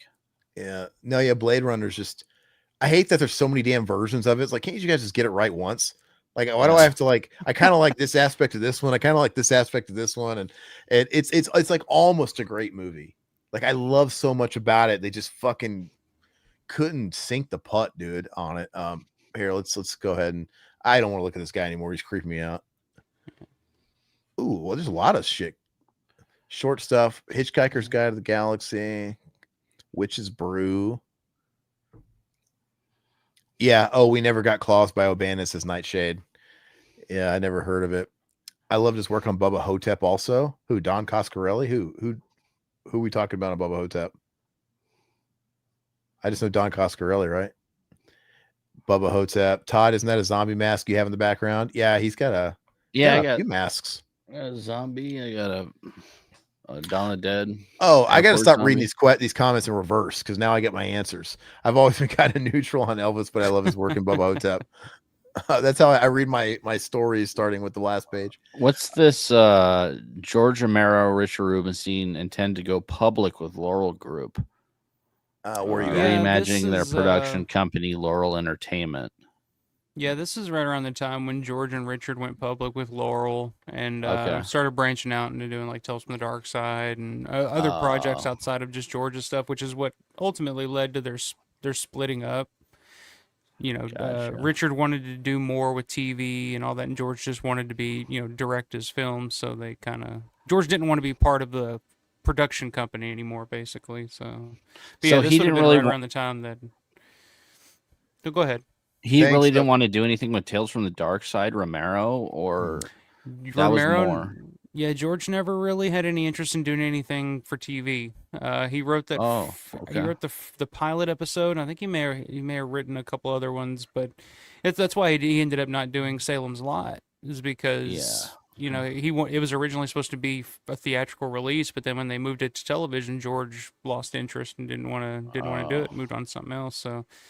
But yeah, they just kind of wanted to do. George didn't want to be an executive of a company. He just wanted to be a director. He just wanted to make films. So that's kind of why they ended up splitting up after Day. Gotcha. Down is up. Thank you. Your $5 donation has fed a hungry child in Africa. My hungry child. Jeff's the man. I'm just Jeff sent me something really cool the other day. I don't know. It was an AI thing. It was an AI movie trailer, a fake movie trailer. It's Elvis's Dawn of the Dead or something like that. Oh, really? I saw that, dude. I shared that with Todd. I have to say, like, God, I hate that. I haven't watched it yet. If that wasn't AI and that came out in the '60s, it would have been badass. Yeah, I said like this is better than the actual fucking remake we got. Like this is actually kind of interesting. It was kind of entertaining. Elvis was a badass in this movie. I hate to admit how good. I hate it when it's like it produces a good idea. It's scary. You know, it's fucking scary because think of what it can do in 2 to 3 years. Yeah, it'd be nuts. It'll just create a whole movie for you. They're putting their money where their mouth is. OpenAI is coming out with that. They're going full bore all in with that kids movie Critters with a Z because obviously there's already a Critters. And like I said, all it's going to take is for one of these movies to slip through and actually make a profit and it's game over. Yeah. Now, I guess if ever you can't stop technology. I just saw the other day the #1 song in the country is an AI song. Well, that's no. Well, that's rage bait. It's they're trying to make it a story. It's a #1 on Billboard. It's on like the country digital downloads charts, which nobody really buys music digital. They don't buy iTunes, people stream now. So whoever created that, it was #1 on the digital country sales charts with 3,000 buys. Whoever did it bought 3,000 copies. They spent $3,000 to get the news press. So smart move. Yeah, it's true and not true, but yeah, I'm glad when I first saw it too. I'm like, God, it's over. Thank God, but it's coming. It's still coming. It's just I see it all the time on YouTube. You see these videos where it's like, Marvin Gaye or does Deftones or something, or it's like Deftones in the style of Motown, and you listen to it and you're like, it's not bad. Like it actually sounds legit. Like it actually, the first time you heard like the AI Nirvana song or whatever was the first time I heard it. It's like you could hear it's like it kind of sounds like shit. But then it's like a couple of years later, it improves and improves and improves to the point, give it 5 years and fucking. I'm not saying I'm not against fighting technology because that's a losing battle, but I am. Look, I hate generative AI. AI should be doing other shit, but the taking away like the arts is like I'm never gonna like a song that's not created by a person. Yeah. I'm never gonna like it. It's like, dude, I've been on a big AIC trip because I love Alice in Chains. I don't want AI to sing the lyrics of Dirt, dude, because like you're singing about a guy in the perils of drug abuse, going back and forth between condemning and glorifying it, being a junkie. I don't want to see AI couldn't do that, even if they produced. So I'm really firmly against it, and it's just coming, and hopefully people can adapt like they always have in some way. It's just what are the remains that are going to be left behind, and how many jobs are really going to be there. And I was going to put it back up, Todd. I couldn't see Alpha's face, but he already read it. You're like half asleep. He gave us $5. I'm just curious, a bit off topic, but have any of you seen the film What Scared Jessica to Death from 1971? If so, thoughts? I haven't. It's funny he asked that because I have that in my queue. Well, I have the Blu-ray sitting here, and I was actually going to watch it last week. So come back. I'll let you know what I think. Down is up, and let me know what you think because it's one that I hear is pretty solid. So I'm looking forward to checking it out. Satan, never seen it. I heard mixed things about it. What's the point of life? You can't be creative. FAI. Look, why did I just censor myself now? FAI. But yeah, dude, it's like after I talked about gaping assholes and cum, whatever. No, it's really disappointing, man. And I'm trying to. It's coming at us so fast that like I already know people are numb to it and going to be welcoming to it. It's and crazy. it just, people will adapt somehow, but it's just there's always a little bit left in the wake and a bunch of rubble, and it's just like how many jobs are really going to be left? It's like you're not really going to have a movie editor anymore. You're going to have an editor that's there to code the AI and guide the AI into editing something. And AI already stole my job, so same thing with writing. Still unemployed. Like, look, people are going to be using it as a tool, and maybe they'll kind of have like an inkling of an idea and they'll put into AI, and AI is going to write the entire outline for them. Even if they do that, that's cheating. That's not, I don't care if they write the outline, the ABC through line of your story, and you fill in the gaps. I just don't like that we're not going to be able to tell ever again, like what was 100% AI, what was AI assisted, but this guy wrote the dialogue legit, or we're never going to know. And to be honest with you, man, like And not to sound, I don't know, bring the party down, dude. Go for it. I welcome it. nihilistic or anything, but like I don't. Is it just me, or does it feel like it's harder and harder to discern between human behavior and it's not just the AI thing. I just think humans in general are becoming more by the numbers, more robotic. We're all part of an algorithm. And I said this. I said this the other day. It feels like if I watch some like I forget what the fuck I said. I think I was talking about like fucking Match Game or something the other day. Where I was like, I like to watch the old Match Games from like the 70s and the Family Feud, Richard Dawson. You see, yeah. and it's not even the game. I just like seeing people from that time period because they felt more human. Oh yeah. There's something more human about people back then. You watch movies or listen to music from that time period. It felt like you were getting more of a human experience. Whereas now you see people and it's almost like we are programmed in ourselves to think and act a certain way, to where we're almost not that different than a lot of the technology that's, taking over everything. Everything is just so on the grid. Even before AI, you can listen to Aerosmith Rocks, and if you're listening to it with a pair of cans, you can hear like the engineer stepping into the recording booth. You can hear the door open, and they keep it because a lot of those guys were performing live in the studio, and they just keep it in, probably because back then they were actually cutting the tape, and it's like, well, even if we wanted to take that out, it ain't worth all the fucking work it's going to take that out. I love that. And even, pretty much starting in the mid to late 90s, everything was just on the grid. Pro Tools came out and everything else. Yeah. And it just got a little bit more sterile, and it's just only gotten worse. Then people start just like AI, Pro Tools was a great, dude, I'm sure if I was a fucking engineer and a mixer. AI is just a product of the humans' need to eliminate mistakes and to improve and that's kind of that mentality. I mean, I don't know. It's created by us because that mentality has gotten us to where we are today, and all the advancements in technology and stuff that we're in today is finding a different way to get this accomplishment done in the easier, more efficient way. It's all about what's the more efficient, cost-effective, easier way to do this. And yes, that has been good for us to a point, but I just feel like we're going to get to a point where we're going to go too far with it, to where we're going to make ourselves obsolete, where humanity will become obsolete because we've created this thing that has eliminated all imperfections, and there's nothing more imperfect on Earth than a human being.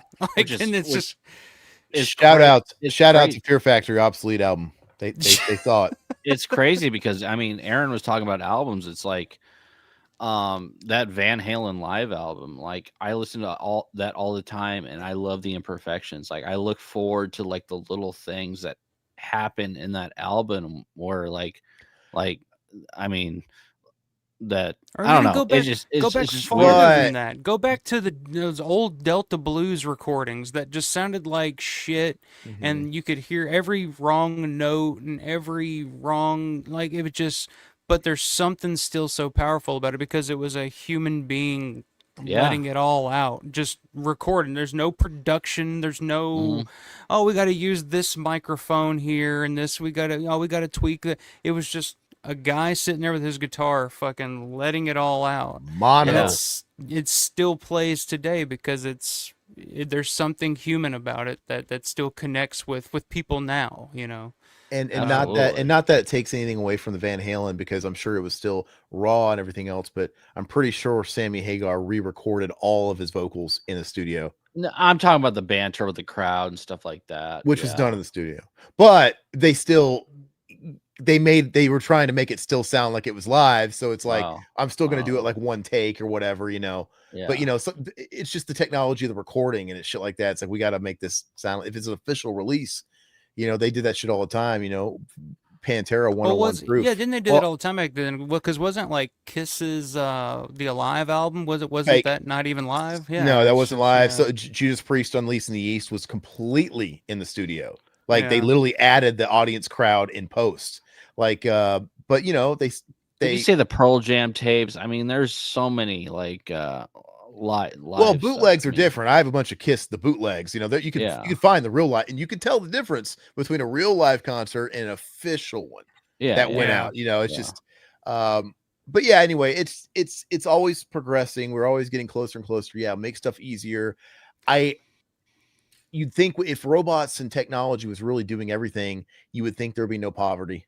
It's like, then why is anybody having to work? If we can get to the point where everything out, poverty is man-made, they'll still figure out a way to have the hierarchy. I mean, you can't just have all the rich guys being, Grok, OpenAI dude. Not that. Hopefully, that's not the dystopia we live in. But if you have robots and AI doing everything, and there's no need for all these menial jobs, then should we be in like fucking bliss? I mean, I don't know, but it's scary, man. I think we're a very particular generation where we're at, like us, because we have one foot in everything. We existed before the internet. We grew up without the internet. We were there for the onset of the internet, and now we're going through AI. I can only imagine what the like Gen Xers, like they go even further back, and like, but we're like that episode, Todd, of Tales from the Dark Side, with the guy that's got the wife. He's depressed, and it's the rise of the computer. Isn't that like episode 2? And he's getting put out of work because computers are taking over. Computers like 40 years ago. And so guys like that were like just not quite old enough to retire, they're going to lose their jobs. And what are they going to do? We've got quite a long ways before we're retirement age. And so we're at this impasse where my job's not going to be here in 5 years. There's some optimists in my field where they're like, oh, maybe 10. No way. My ass. 5 years. Like what I do is gone. Yeah. And I'm not retirement age. So guys like us, we're going to be stuck like in this place of having to try and adapt with something that came out of nowhere seemingly.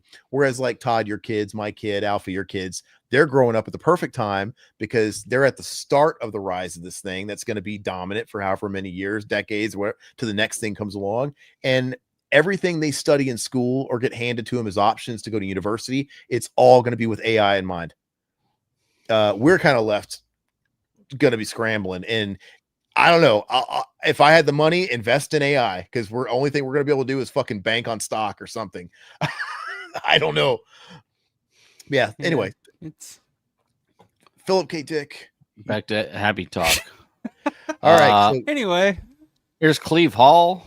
Cleve Hall giving us his promoting Dawn of the Dead in Jacksonville, Florida. Get well soon, Cleve. Yeah. Way to go, Cleve.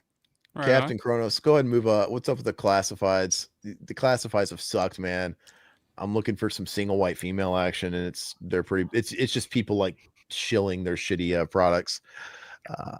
I'm just so used to like the metal zine classifieds, which were like people seeking people for whatever reason.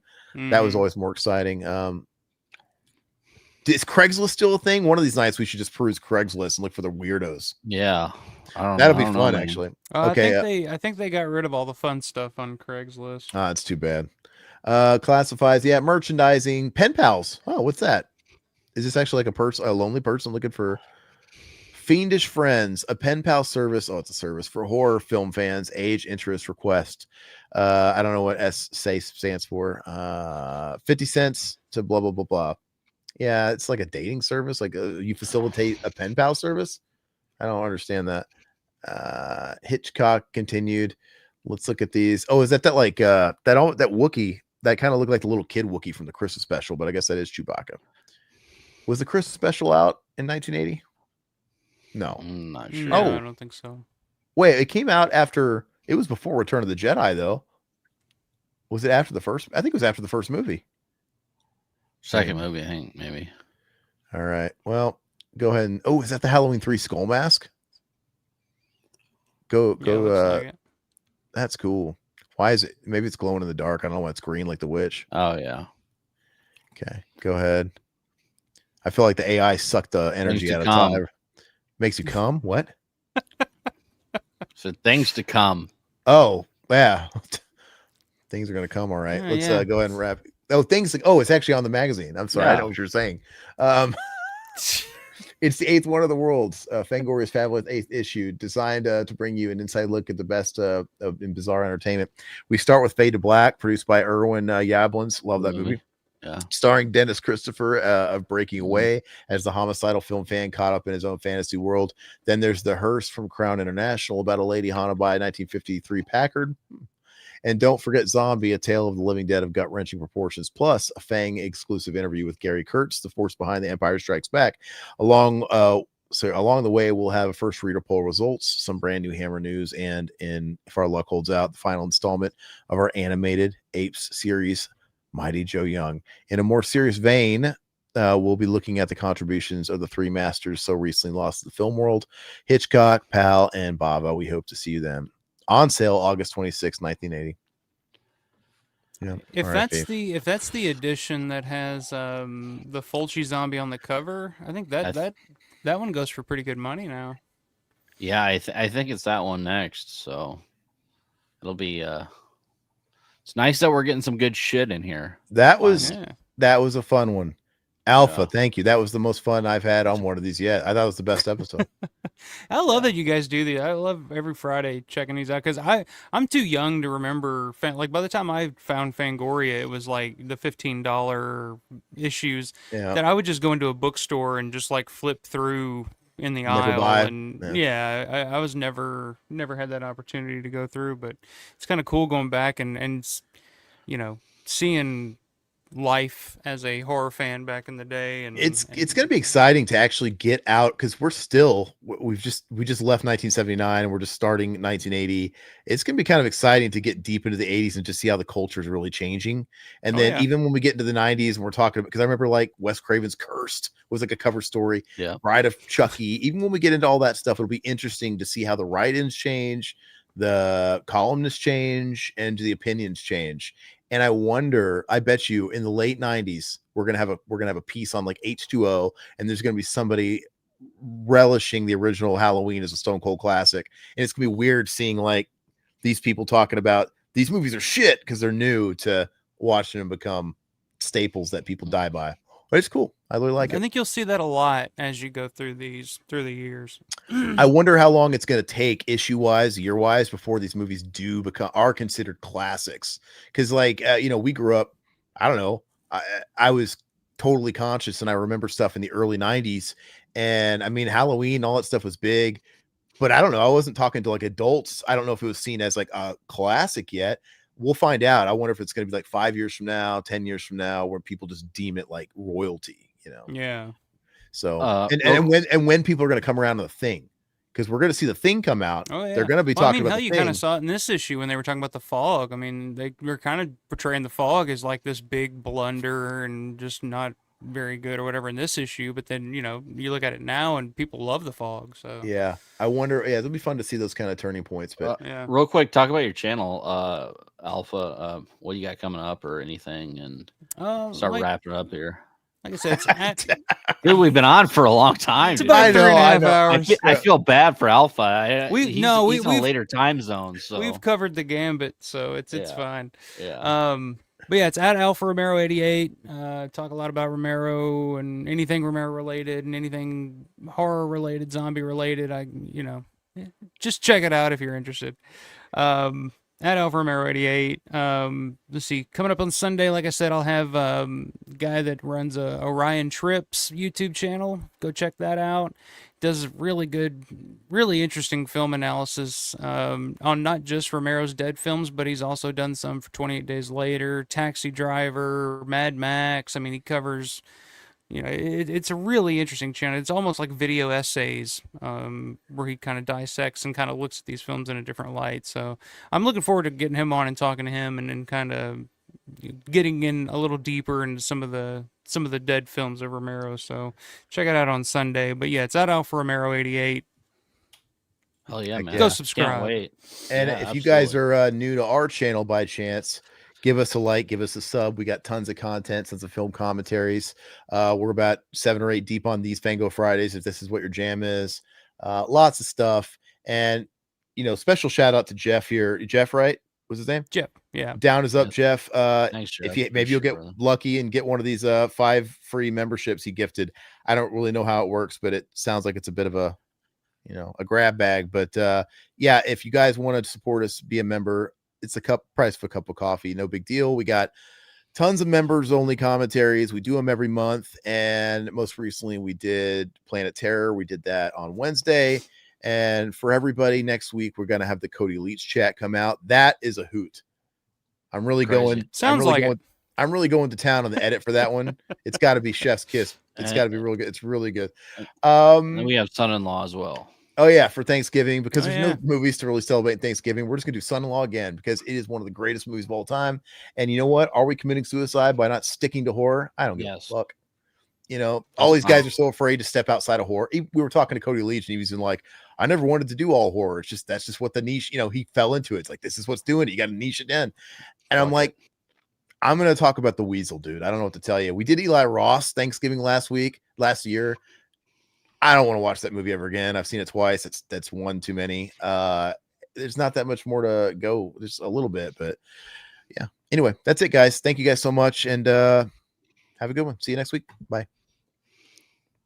Big thanks to the Revival House family. Your loyalty fuels our obsession with horror and lets us uncover the darkest, most twisted gems just for you. If you're not a member yet, consider joining the cult today. You'll get early access to videos, exclusive content, and behind-the-scenes scares you won't find anywhere else. Until next time, this is Revival House, your home for horror. And remember, we'll leave the house lights off for you.